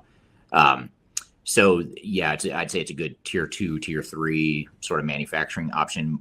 Where we see it most often, like I said, is with organizations that have gotten past sort of that small to mid-market level, and they're kind of scaling up to be a larger player in the manufacturing space or distribution space. So that's where we see more often than not companies moving away from Macola. And it looks like John is saying, is John the same one that asked the question? I think I saw that from before, John Madden.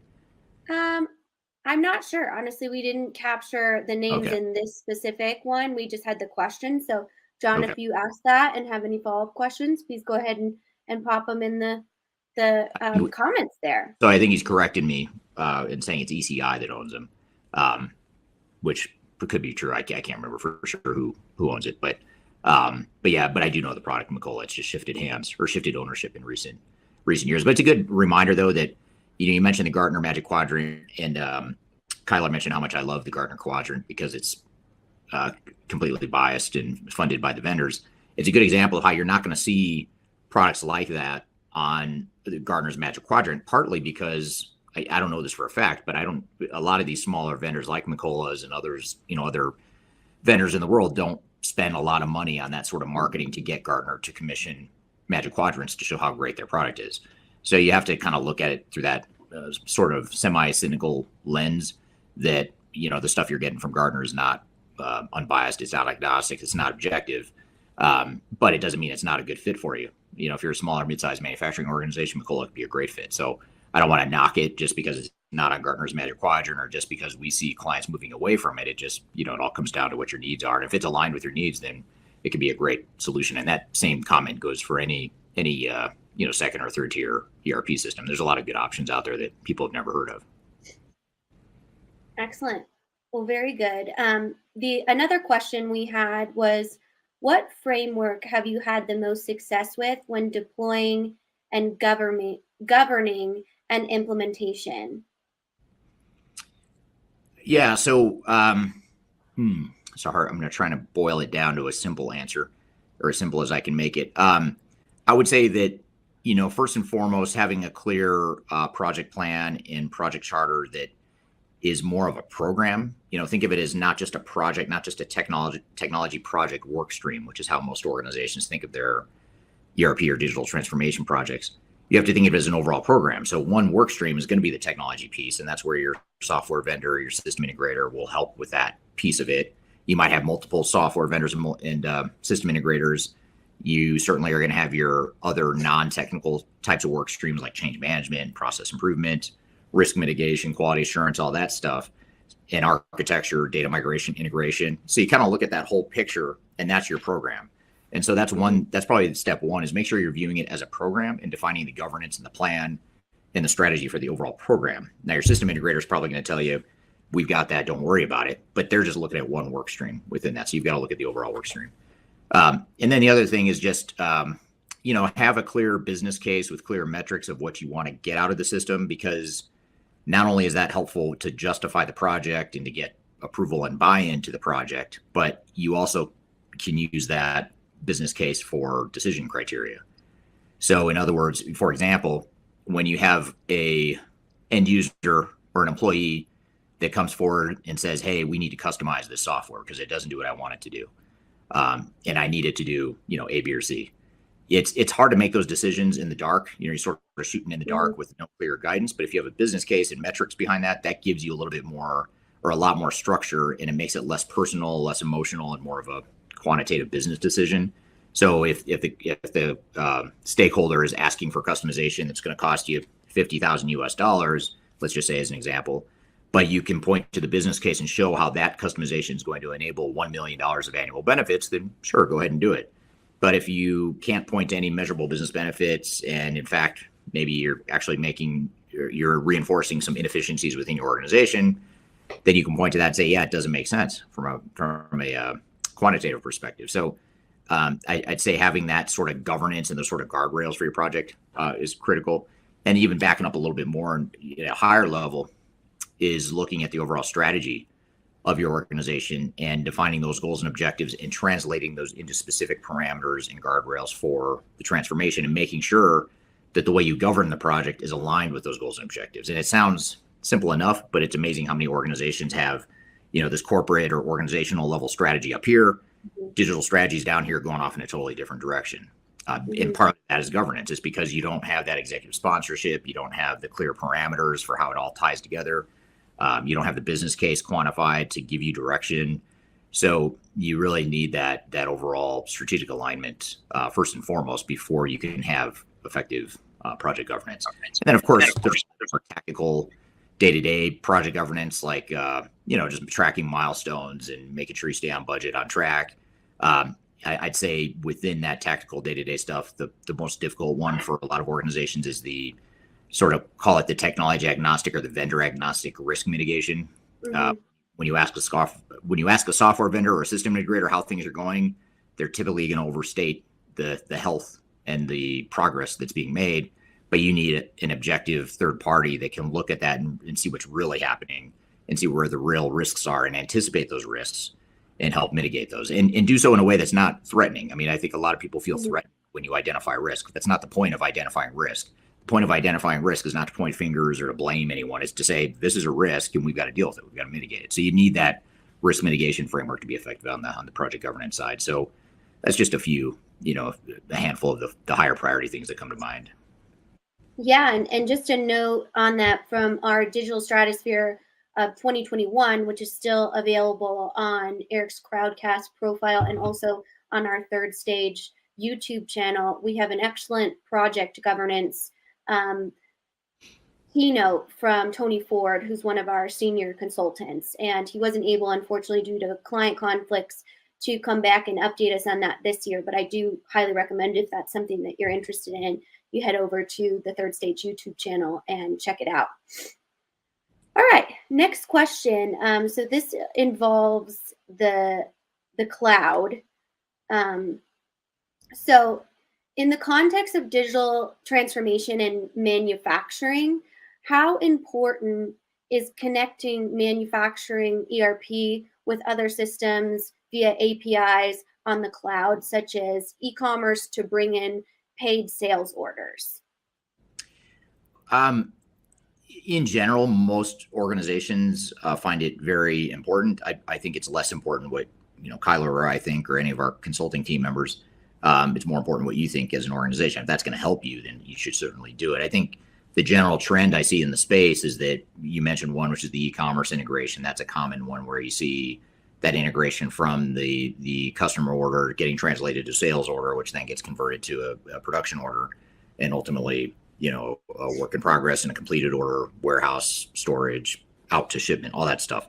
So that piece is important. But I think the other part of integration that's really important, or that we're seeing more of in the manufacturing space, is the whole Industry 4.0 trend with getting data from your manufacturing execution systems or your shop floor technologies that are capturing real time what's happening at each of your job shops or each step on the assembly line.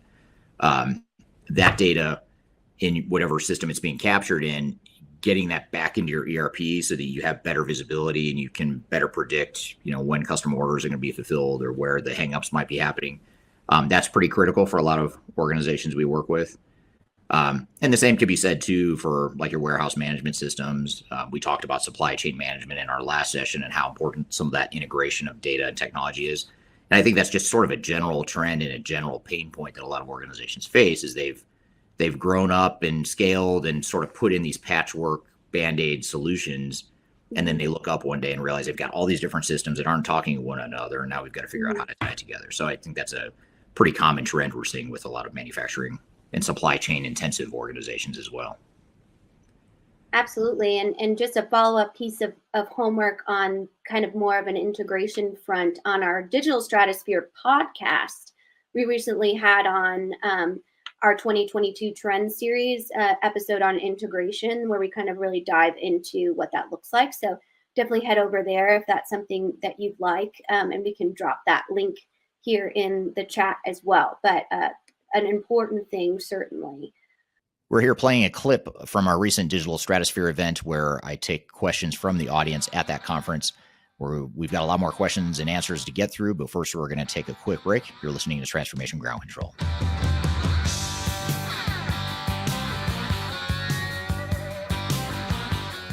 Are you looking to stay ahead of the curve in the ever-changing landscape of digital transformation? Then you need our newly released 2023 Digital Transformation Report. This comprehensive report covers the latest trends, technologies, and strategies to ensure your digital transformation is optimized for success. The 2023 Digital Transformation Report is packed full of proven methodologies and insights from experts in the independent digital transformation field. You'll also receive practical insights on how to implement digital transformation strategies within your unique organization. This free report is available for download on our website at thirdstage-consulting.com under our Thought Leadership section. Bad to the bone, bad to the bone, bad. Hello, welcome back to Transformation Ground Control, episode number 110. We're here playing you a clip from our recent Digital Stratosphere event with some general Q&A from the audience. This question has to do with your presentation this morning, your keynote. The last point on kind of that success slide, what key artifacts do you rely on early on? What key artifacts do you rely early on? Which slide are you talking about? I'm not. So the success slide, where you had like the failure and then the success, red and green. You talked about some key artifacts that you rely on early on in the process. And this audience member wanted to know what are some examples of those. You have to forgive me. It was 5 hours ago and I already forgot what I presented. But I guess it's because I'm old and so my memory is flipping. But because you're not a millennial, you know. Exactly. They might probably on the call here. But no, the some of the artifacts that are super helpful. I mean, obviously you have your procurement contracts, SOW, the licensing agreements and sort of the initial contracts you sign to when you acquire technologies and related services. That's always important as sort of a governance factor that you really need to manage closely and make sure you get it right up front. But then even when you get into the more execution of the project, you have your business requirements, for example, and using that as a way to track traceability of those requirements to ensure that what the vendor and what the system integrator and what your implementation team is delivering actually meets those requirements that you've defined early on. Your future state business processes, knowing that you've got a clear blueprint for how you're going to deploy technologies. We always look at that as sort of we sort of assess those deliverables in a project to say, does this organization, does this team have a good handle on their operations and what they want to be when they grow up, what sort of problem areas they're trying to address, what sort of strategic opportunities they're trying to enable with this transformation. And a lot of times organizations sort of skimp on that. They think, well, I'm not going to do the future state process work. I'm not going to define my requirements because the technology will just sort of give me the answers. I don't want to have to define the processes myself when the technology is going to tell me how to do it. That's one of the worst mistakes you can make, with the exception of really standard vanilla processes like accounts payable, GL, those are some, or maybe procurement. Some of those more, let's call it common business processes. But when you start getting into like your customer facing processes like e-commerce, like we just talked about, or the way you produce and deliver your product or service to your stakeholders or your customers, that's where you really want to have a clear vision of what you want. Just like you're not going to, a good way to look at it is if you're going to have a house built, which I've never done, but if you're going to have a house built, you generally aren't just going to go start hiring plumbers and electricians and drywall, framers and roofers without having a blueprint. You're going to have a general contractor or an architect or someone that's going to draw up a plan for this is what we want, and here's how the plumber is going to come in and enable that plan. Same with the people doing the framing and the drywall and the roofing and all that stuff. So just like you wouldn't build a house without having your blueprint, you should absolutely not be jumping straight into an implementation without having that clear blueprint up front. So that's something we assess as well, is how clear of a blueprint, how clearly defined is it? Generally, it's sort of a mix, sort of a mixed result or a mixed bag of results with that. And so clients get a good start on it, but then we sort of help them get to the next level they need to with that. Same with like your having a clear vision for your architecture, your integration, and your data cleansing and migration and mapping, all that big bucket of stuff, which is a huge bucket, by the way, that, we look for artifacts related to that. Oftentimes that's an area that's missing or it's deficient. And then, the other part is the change strategy. What is your change management plan and strategy? I know Teresa earlier talked a lot about some of the different organizational change components and important work streams within change management. You want to make sure you have a very clearly defined, deep change management plan that's more than just training communications. So those are a few artifacts that we look at, and then certainly as you're executing, you're constantly looking at those artifacts. You're tracking the project plan. You're looking at your organizational assessments to track where the organizational risks are. You're looking at requirements traceability. When you get to end user acceptance testing and conference room pilots, you're tracking the results against those scenarios and those future state business processes. So there's just a lot of sort of keeping a pulse on all those different streams and deliverables along the way. Absolutely. And it sounds like, based on what we heard today, that's a lot of what Third Stage's PM team does is help kind of organize that, because like, I don't know if you saw, but my eyes just glazed over a little bit. Like, that was a lot of stuff you just listed, but it sounds like that's a main, avenue or initiative that Third Stage helps with their client community. Yeah, the real problem is millennials these days just have a lot of trouble, like just keeping up, keep up with me. I think that's just me. That's just my mom brain that doesn't get any sleep. Kidding, yeah. It is a lot, but it's just giving examples too of some of those things to think about. Hopefully give some food for thought. Right. No, absolutely. All important information, because if you do leave something out, then we're talking about, an issue within the overall holistic foundation of the project. Like your house scenario, you can't build a house without a door. Like, I guess you could, but, it would be pretty cold in the house, especially if you're, in our environment down here in Denver, Colorado. So, right. So this was our most popular question in our Ask a Question category that we could vote on. So this question is, what is the difference between digital transformation and digitalization?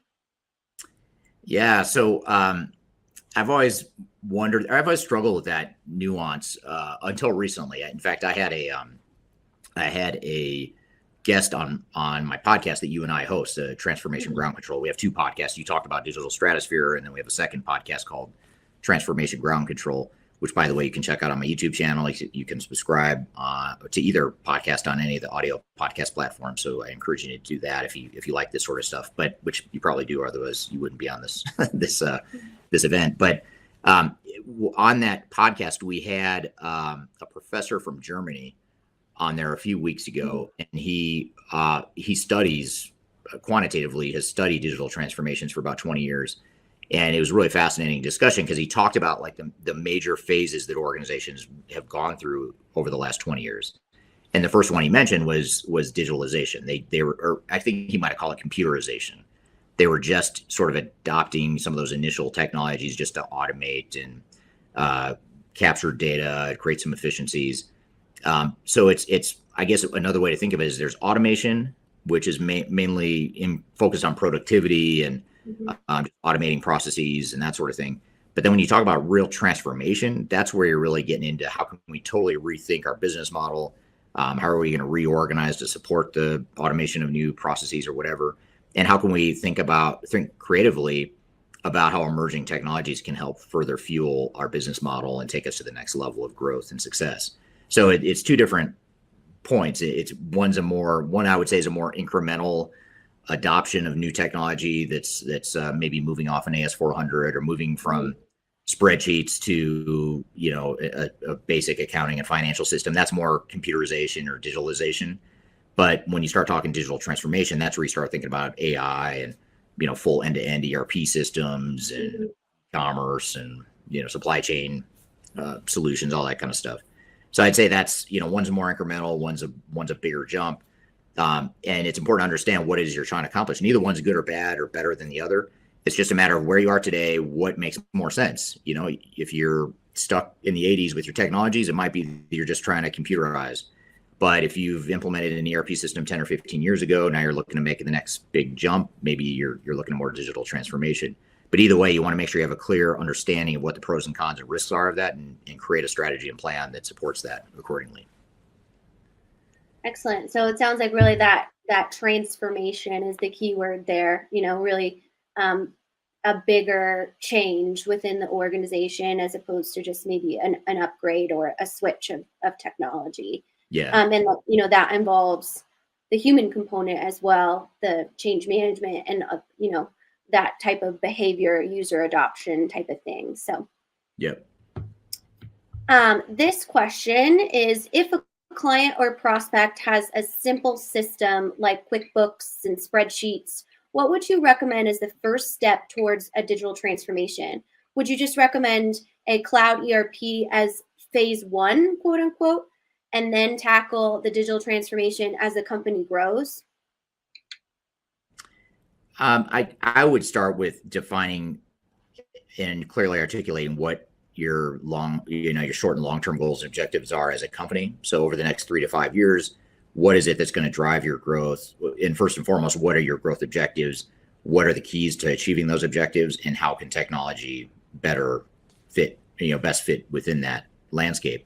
So I don't have a single one-size-fits-all answer, other than to say that a lot of times when companies are on QuickBooks and they're looking to what to do next, they're sort of looking at it from an accounting and finance perspective. They've got that strong core to start with, but they haven't been able to figure out how to automate their supply chain and their manufacturing, their warehouse management, e-commerce or whatever else, because QuickBooks and systems like that just don't do that. But it makes sense that early in the life cycle of an organization, QuickBooks is one of the first technologies, if not the most common first technology that organizations adopt, because they're focused on financials and just kind of keeping track of the revenue coming in and the cost going out.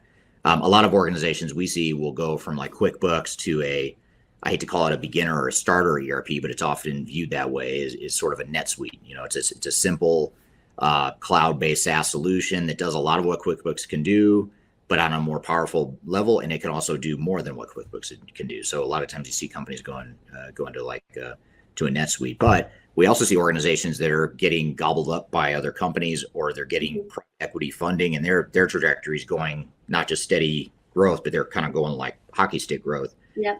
So it's not going to be enough to just go with a kind of a starter ERP system like a NetSuite. You might have to look at a Microsoft Dynamics 365 or an Infor, Workday, or one of those more advanced enterprise technologies to help you really scale to get to faster growth. So it really depends on what you're trying to accomplish, which is why I say you start with the goals and objectives of the company, translate that into goals and objectives for the transformation, and that leads you to what the best places to start are from a technology transformation perspective.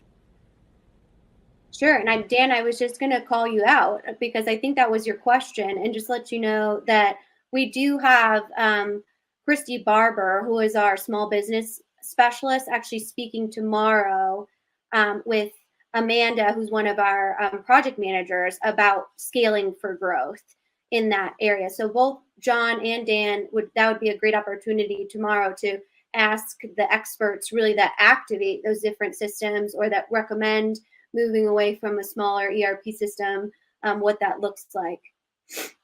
And by the way, speaking of Dan, it sort of ties back to the first question you asked me about Nicola. I was talking about, how there's a lot of good tier 2, tier 3 ERP solutions out there. And Dan is the head of a software company called Priority Software. And he's someone I've known for years now. So that's another example of a system that not everyone's heard of. But if you're a manufacturing organization in particular, or a distribution type of company, that can be a great a solution. So you look at, Priority Software, that's another name not a lot of people have heard of. It's not showing up in all the magic quadrants of Gartner and Forrester's, not touting how awesome it is, but that doesn't mean it's not a really good solution. And we see that to be the case for Priority and other systems as well. Excellent. Well, we're excited to hear about it from some of those specialists tomorrow. Absolutely. Let's see. So this one is, after scope finalization, we found a customer asking for additional development where scope increased from 5 to 15% and sometimes more. Any benchmark or best practices that can afford for a vendor to change and the rest will be a CR? Does that make any sense to you? Change request. The rest will be a change request. I would assume maybe so. I think the question is around how much you should factor into your scope and or budget. Maybe I don't know if we're getting into contingency planning here, or what direction. So I'll take a stab at it, and please correct me here. Maybe restate the question if I miss it here. But I'd say, generally we find that most transformations in general are going to, depending on the company, you're going to find somewhere between 10 and 20% contingency that you want to set aside for the unknowns. It could be customization. It could be you're adding new modules, or maybe there's, a new module that wasn't ready for prime time or wasn't released yet at the time you demoed the product, but during implementation you find that that module's been released or that capability's been released, and that's additional cost. So you find these things that aren't necessarily a bad thing. It's not that you're blowing the budget or that you didn't predict the budget correctly, but there's just unanticipated stuff that will happen like that. Or, another common one is organizations a lot of times in the midst of a transformation go through an M&A event. They'll go acquire another company, and obviously that can totally blow a budget out of the water and blow a plan out of the water. So that's a more extreme example. But still, even if you're not in that extreme example, you still want to have some sort of a contingency plan so that you can have some money set aside for the unanticipated stuff that comes up. So I don't know that there's a good benchmark per se or an average for what to expect as far as change requests. But I'd say if you have a 10 to 20% contingency, that's going to give you the buffer, but you still need to do a change request with your vendors or your system integrators if you're going to expand the scope, or you should at the very least. And that's something that might be worth asking Marcus Harris as well tomorrow. He speaks about contracts and procurement and stuff like that. Yeah, that's definitely a great point. How to deal with in-flight, under development projects in digital transformation or in digital integration. Does that make a ton of sense? In-flight projects or products? Projects. So this person, I don't know, he, she, however they identify in flight, and then they have, in quotes, under development projects. So maybe projects that are in progress. And what to do about them or how to manage them? Is that the question? How to deal with them in a digital transformation program or digital integration program? I'm not sure how to answer that, because every transformation is sort of in flight, and it's in flight until you get through it. So maybe if you don't mind restating or to the person that asked the question, if you don't mind restating that, because I don't follow what the question is. Yep. So if that was your question, or you feel like you can elaborate on it better than we can, please feel free to pop it in the comments. But we'll keep moving here. We've got a few more. What are some techniques and engagement practices to coerce hesitant board of directors or executive leadership teams to provide a quote unquote digital vision who may not be that tech savvy? Well, first of all, I don't know that, and I don't want to slice hairs here, but I wouldn't use the word coerce. I wouldn't think of it as coercing He does say hesitant too, and we should remind everyone, sometimes our audience, English isn't their first language, right. So they're using a translation system. So when you see those kind of weirder, I shouldn't say weird, but not culture appropriate in the comments, that's what they were. So I just want to explain that. We had some people saying they loved Stuart earlier, which is great. Maybe they do, but I think we were probably just talking in a different culture. So we just are mindful of that. Yeah, absolutely. And I assume that that's not the case, but I think it is an important point, though. You don't, with any change initiative, whether you're dealing with executives or you're dealing with frontline employees or someone in between, you don't want to ever feel like you're forcing. And that's, getting back to the core of resistance, or why people resist change in general. If they feel like they're forced and there's no clear reason, then whether you're an executive or frontline employee, you're going to resist that. So I just want to point that out. Yeah, good point. Absolutely. Don't think that was the intent of the question, but I guess I'd say that the best way I would view it as sort of getting them aligned and bought into the change and recognizing the need for change. And generally, there's two things that come to mind. One is what I mentioned before, which is clearly defining what the strategy is of the organization. And if you're talking just general strategy, that's usually pretty easy for most executives to talk about. Tell me where you're going here. Where are we going in the next 3 to 5 years? Mm-hmm. What are the pillars of our growth model? How do we envision our operating model looking in the future? What are our other strategic imperatives? How do you envision a scaling for that growth? All that stuff, that's generally 99% of the time stuff that executives are really comfortable talking about. Mm-hmm. And then once you've done that, then you can start to translate that into, okay, let's talk about how this affects our digital transformation strategy. And it's not as simple for the executives. They just have to be educated and understand that it's not as simple as just taking that strategy, passing it off to IT, and hoping that IT can go deliver a technology initiative or a digital transformation. You really need their buy-in and their hands-on involvement in making some decisions and helping set those parameters. So that's one thing. And then the second thing I'd say is to really make sure that the executives are what's the word I'm looking for? Making sure that they're involved day to day, beyond the strategic decision, but more, as we, for example, when we define our future state operating model as part of a transformation, you really want your executive team, your mid-level management, everyone to be aligned and on board with that. Because one of the worst things you can do in a transformation is not so much whether or not the operating model is perfect or whether or not you got it right. One of the bigger challenges is whether or not you're aligned as an organization on what that operating model is. And too often transformation project teams go off in a silo. They define a future state operating model that they think is right, but the executive team, mid-level management, and others aren't on board. So that's where that hands-on, rolling up your sleeves involvement is so important from the executive team, and that you need them at the very least to sign off and validate the operating model, or, which is more common, is to poke holes in, sort of work on massaging it to make it fit their desired strategy and future state. So those are the two things that come to mind. But I think first and foremost, you want to educate them that this is not a technology project. IT is not just going to do this for you like they did for, the Windows 98 upgrade 20 years ago. It's not the same thing. This is a digital transformation that totally transforms the way we do business. So they need to be involved. There's risks involved with that. It's not just a technology project. You're going to need resources and money to support the non-technology components of the transformation, like the change management, the process improvement, the data migration, blah, blah, blah. So those are some of the things that come to mind there. Excellent. Very, very good overview. We're here playing a clip from our recent Digital Stratosphere event where I take questions from the audience at that conference, where we've got a lot more questions and answers to get through. But first, we're going to take a quick break. You're listening to Transformation Ground Control.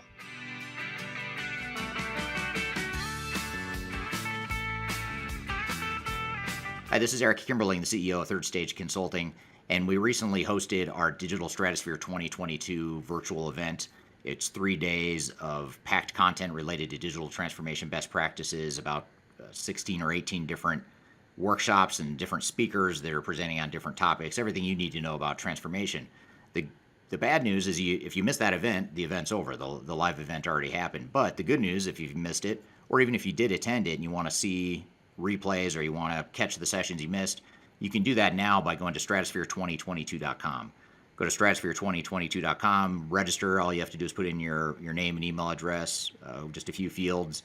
You get immediate access to all the recordings, and the recordings cover everything from digital strategy, software selection, organizational change, process improvement, architecture, data migration, cloud, trends in the industry, how to avoid failure, some of the legal aspects to think about, contractual aspects to think about as it relates to your transformation. All that is stuff that you'll get by registering for Stratosphere 2022 replay. And again, go to stratosphere2022.com and you can listen to all the replays of all the workshops that you might have missed at the event. So hope you check it out, and thanks for listening. We'll see you soon.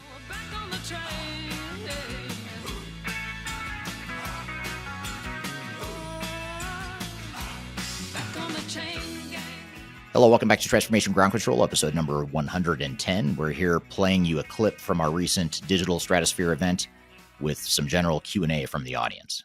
The other one here, and I will just mention, if you do love Stuart, he did do an excellent presentation at one of our business breakfasts about the role of the board in digital transformation. So definitely recommend checking that out on our YouTube channel if that was your question and you want some additional information there. And then, do you have an opinion on data warehouse versus data flows? No, I don't actually. No, I don't. No, I do not.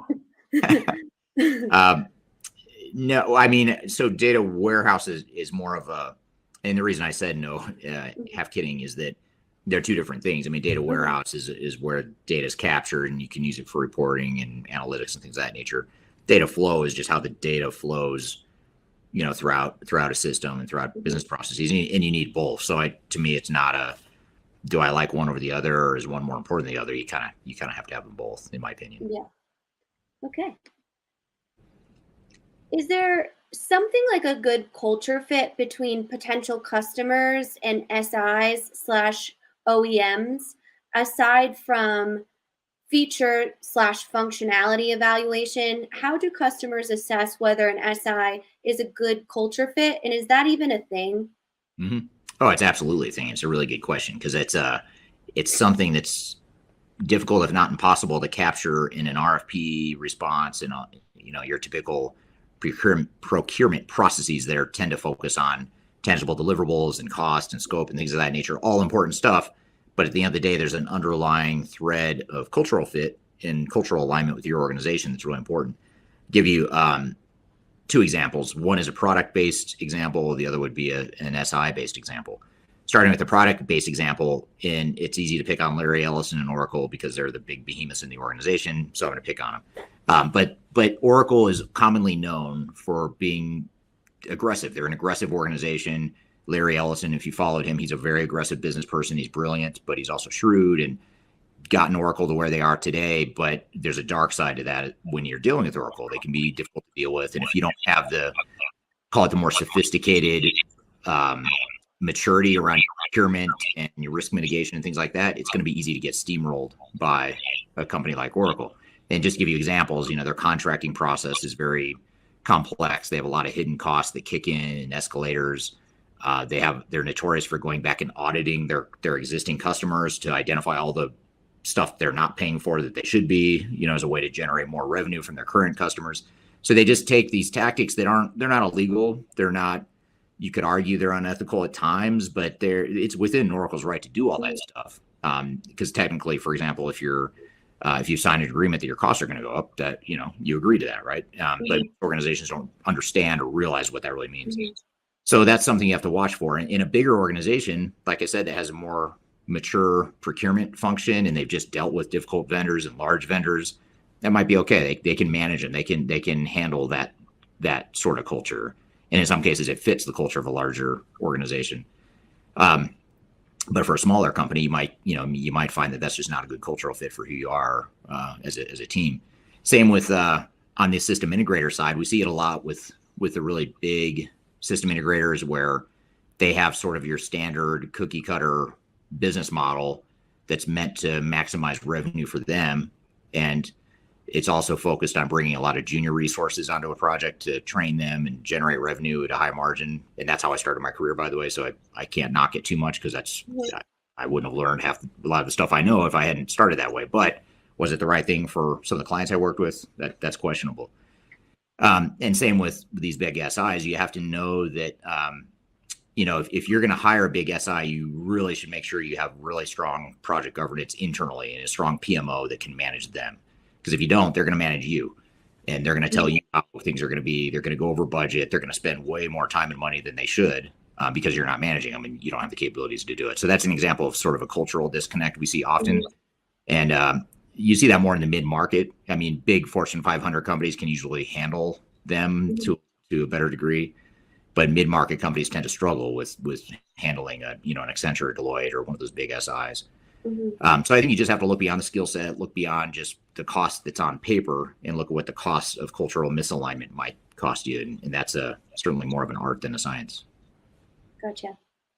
Good information, certainly. And I did link in Clifford and Adam's section the interview you did with Clifford on vendor management as well as a part of our Ground Control podcast. So you can head over and check that out if you want more information on that.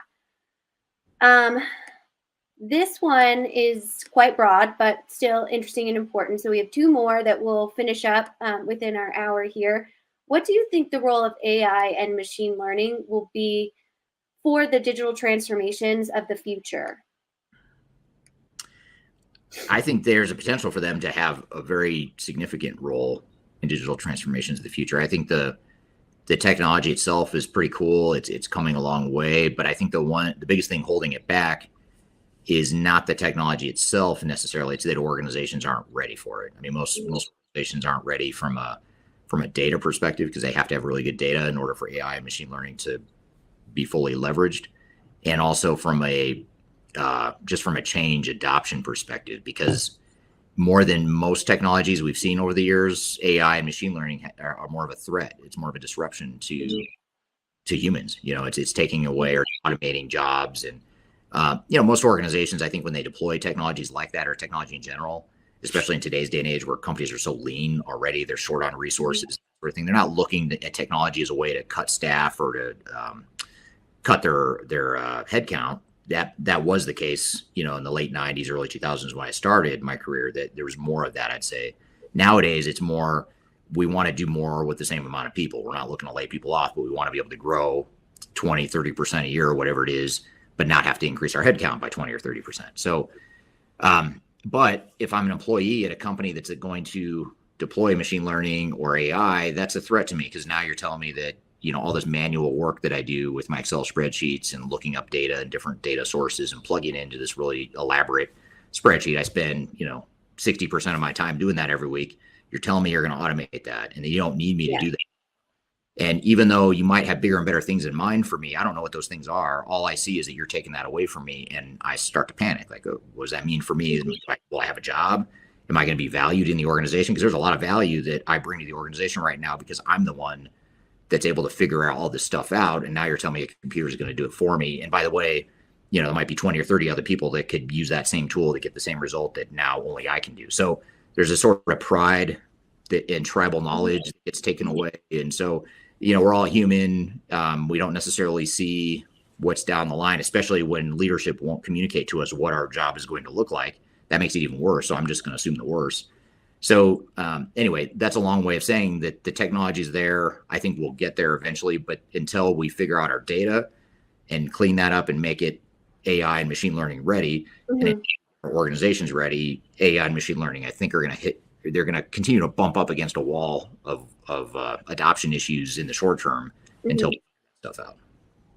Certainly. And it sounds like that human component, your organization has to have an ability or a flexibility to embrace change, and kind of a baseline of that, or it might and really go wrong in resistance categories. So that makes a lot of sense.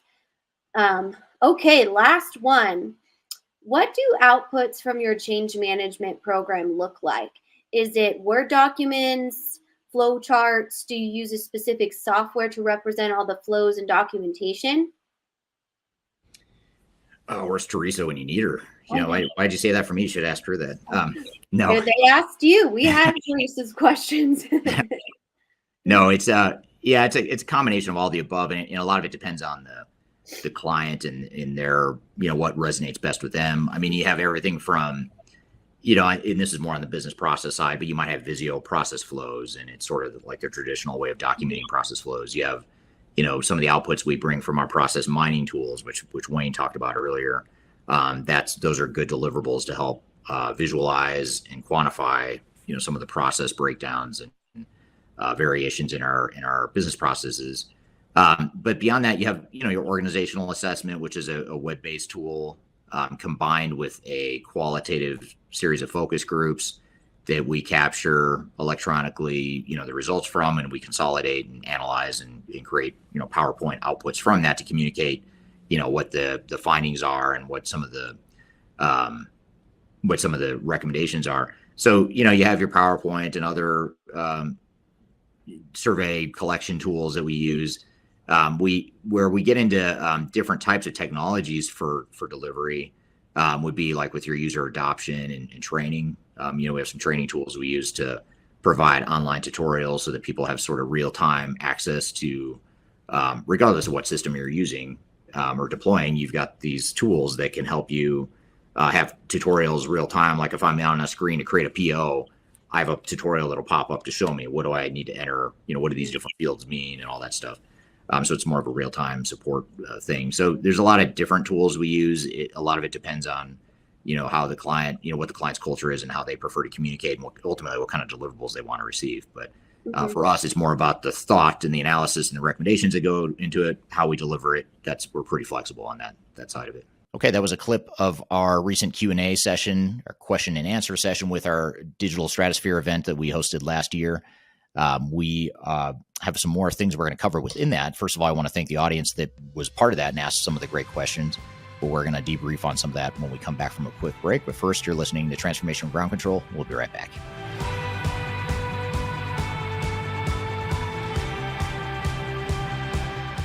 Interested in working for a company that truly values your unique skills and experience? Here at Third Stage, we don't hire based on resumes alone.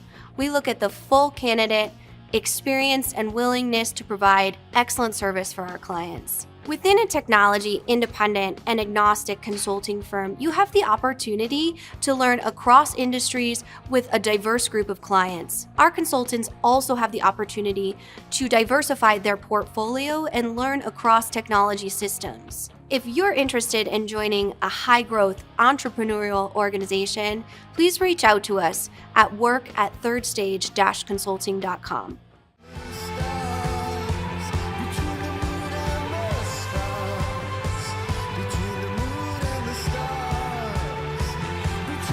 Hello, welcome back to Transformation Ground Control, episode number 110. My name is Eric Kimberling here with Kyler Cheatham. And Kyler, we, right before the break, played the segment from our Q&A from our recent Digital Stratosphere event. What were some of your takeaways from that conversation and the interrogation I got from the audience there?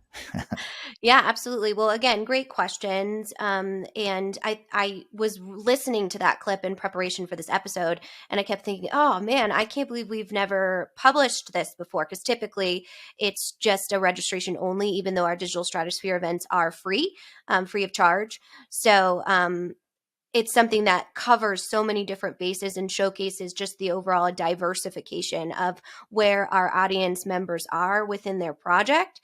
One thing I wanted to talk about that you referenced was your conversation with Norbert, who's actually a professor of ERP in Germany. And it was because of a question that talked about digitization versus digital transformation and where to start with that. And the reason I want to ask you this, Eric, is I was recently talking to one of our clients that was saying they didn't know whether to start with computerization, which is what Norbert calls it, just digitizing your files, your records, those types of things, or if they'd go for a full digital transformation, knowing that they're starting with green screen, very manual processes. So, very, very low on the competencies of moving to a digital-based system. So what would be something that you would say to that client, or what would be your recommendation if your organization really doesn't have a huge core competency in digitization? Can you start with that and then move to digital transformation, or should you just go for it and go full digital transformation, knowing that it could really disrupt your operations and your overall culture? Yeah, great question. I'd say more often than not, you're going to want to take a more incremental walk before you run sort of approach. There's a school of thought, or there's an argument to be made that you should just go all in on digital transformation and just double down and get rid of all your technical debt, get modernized and move on. And that sounds great. And I think most organizations would love to do that. We'd love to tell most organizations to do that. But the reality is you can't change who you are right now, and you're not going to change overnight. If you're a risk adverse organization, you're pretty set in your ways. You just aren't going to change overnight. No matter, you can't force it. You can try to force it, and it's going to be a complete disaster. And too many organizations do that because they get sold a bill of goods by the software vendors and the SIs. They convince them that they have to go through this transformation. They've got to get rid of technical debt, all that stuff. So I think you really just have to be honest with who you are. Yes, you might be trying to be more agile and more nimble and more competitive and more digitized. That's great. Keep moving in that direction, but it's not going to happen overnight. And certainly just because you slam in a bunch of new technology, that's not going to change it. So you've got to really be more deliberate and measured in how you go about that. And there's a lot of good value in just making basic incremental improvements. And then once you do that and you prove that you can do that, you start to build that muscle memory of change and just creating more of a technology-based organization. And then you can start to accelerate from there. But it's a lot easier to do that than it is to start by doubling down on a huge transformation that you're not ready for. And it's going to totally disrupt your operations, to your point. that's a lot harder to back off from and to come back from than if you, for some reason, find that you were too conservative, you started too slow. Well, then you can speed up later. That's a lot easier to do than to throttle back after you've already wasted a bunch of time and money and put your operations at risk. Absolutely. Very well said. And if you want to hear that conversation with Eric and Norbert, who is our German professor partner, I will link that here on. It's a ground control episode, just to clarify, not for Digital Stratosphere 2022, which you can get all of those those speeches that Eric referenced in those Q&A by going to 2022stratosphere.com. So Stratosphere2022.com. Yeah, there you go. My dyslexia. Yeah, that's right. So Stratosphere22, Thank you. 2022.com is where you can find those. Absolutely. Those And so Very good. another thing you referenced real quick, Eric, that I just want to ask you about is you had a lot of questions about from your keynote in the beginning of the day for that conference about asset management and the contracting piece of understanding your statement of work, understanding your vendor contracts, and those types of things. And you kind of elaborated on that, but I wanted to, provide our audience with the link to the video you did with Marcus Harris to talk about the importance of contracting. But can you kind of explain the risks if you don't have all of those assets fully managed, reviewed, and a deep understanding of the total cost of ownership? Can you kind of explain the risks that can be associated with that piece of not having that strategic piece? Yes, I think I understand the question. I'll take a stab. You can tell me if I'm answering a different question. But so having first of all, you want to look at your assumptions in your contract and in the proposal that you've been given by your software vendor and SIs. And if you want to take it all with a grain of salt and know that what you're getting yourself into. And so that's the tricky part, because you've got the legal angle, which was what Marcus talks about in the session or the workshop that you're referring to. But then you've got more the strategy piece of it. What's the overall strategy, how much you're going to spend on this and all that sort of thing. So I think you want to make sure you're negotiating the right thing and that you're picking the right battles to fight. For example, a lot of times organizations will say, well, my way to deal with that is I'll negotiate a fixed bid contract, and that ensures that I know exactly how much this is going to cost, and problem solved. I'm not going to go over budget. Well, what happens there is it creates an unhealthy behavior oftentimes on two fronts. One is that it typically results in scope getting cut, because that's a way a software vendor SI can provide certainty that they're going to make money. So they end up cutting scope, and it may feel like you've won the battle because now you've got a fixed bid, but actually what you did is now you've scaled back the scope, and you've also second thing it's done is it's created a economic incentive that works against you. What I mean by that is now your software vendor is incentivized to finish the project as fast and as cheap as possible, not necessarily doing it right. And congratulations, that may be what you want. Maybe that's what you get. But more often than not, when that happens, organizations realize that initial estimate was never realistic to begin with. It was going to be very aggressive. And now we're sort of force fitting this artificially low number into a fixed bid model, which now creates even more problems because the software vendor is trying their best to reduce their cost so that they can maximize their profit on a fixed bid contract, which oftentimes entails not only cutting scope, but bringing in more junior resources, offshoring more stuff. It just creates an incentive that may accomplish what you want in the short term of reducing costs, but a lot of times what it does is it increases your costs longer term.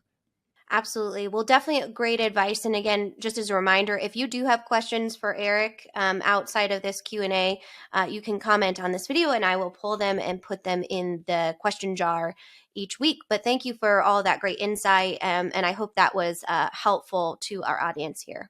Yeah, absolutely. Thanks for playing that for us, Skylar, and for the recommendations on that and the good follow-up conversation there. And thank you for another good episode, Kyler, and to the audience for all the great questions as well. You can find new episodes of the show every Wednesday. We hope you'll keep watching and check it out. Spread the love, spread the content to your colleagues and peers. I'd love to get the word out to more people about this podcast. So be sure to get the word out if you don't mind, and leave us a review too if you don't mind on wherever you're listening or watching. We'd love to hear reviews, especially if you're listening on the audio podcast platforms. We'd love to get reviews so we can get that feedback from the audience. So thanks everyone for joining. Hope you have a great week. We'll see you next week on Transformation Ground Control.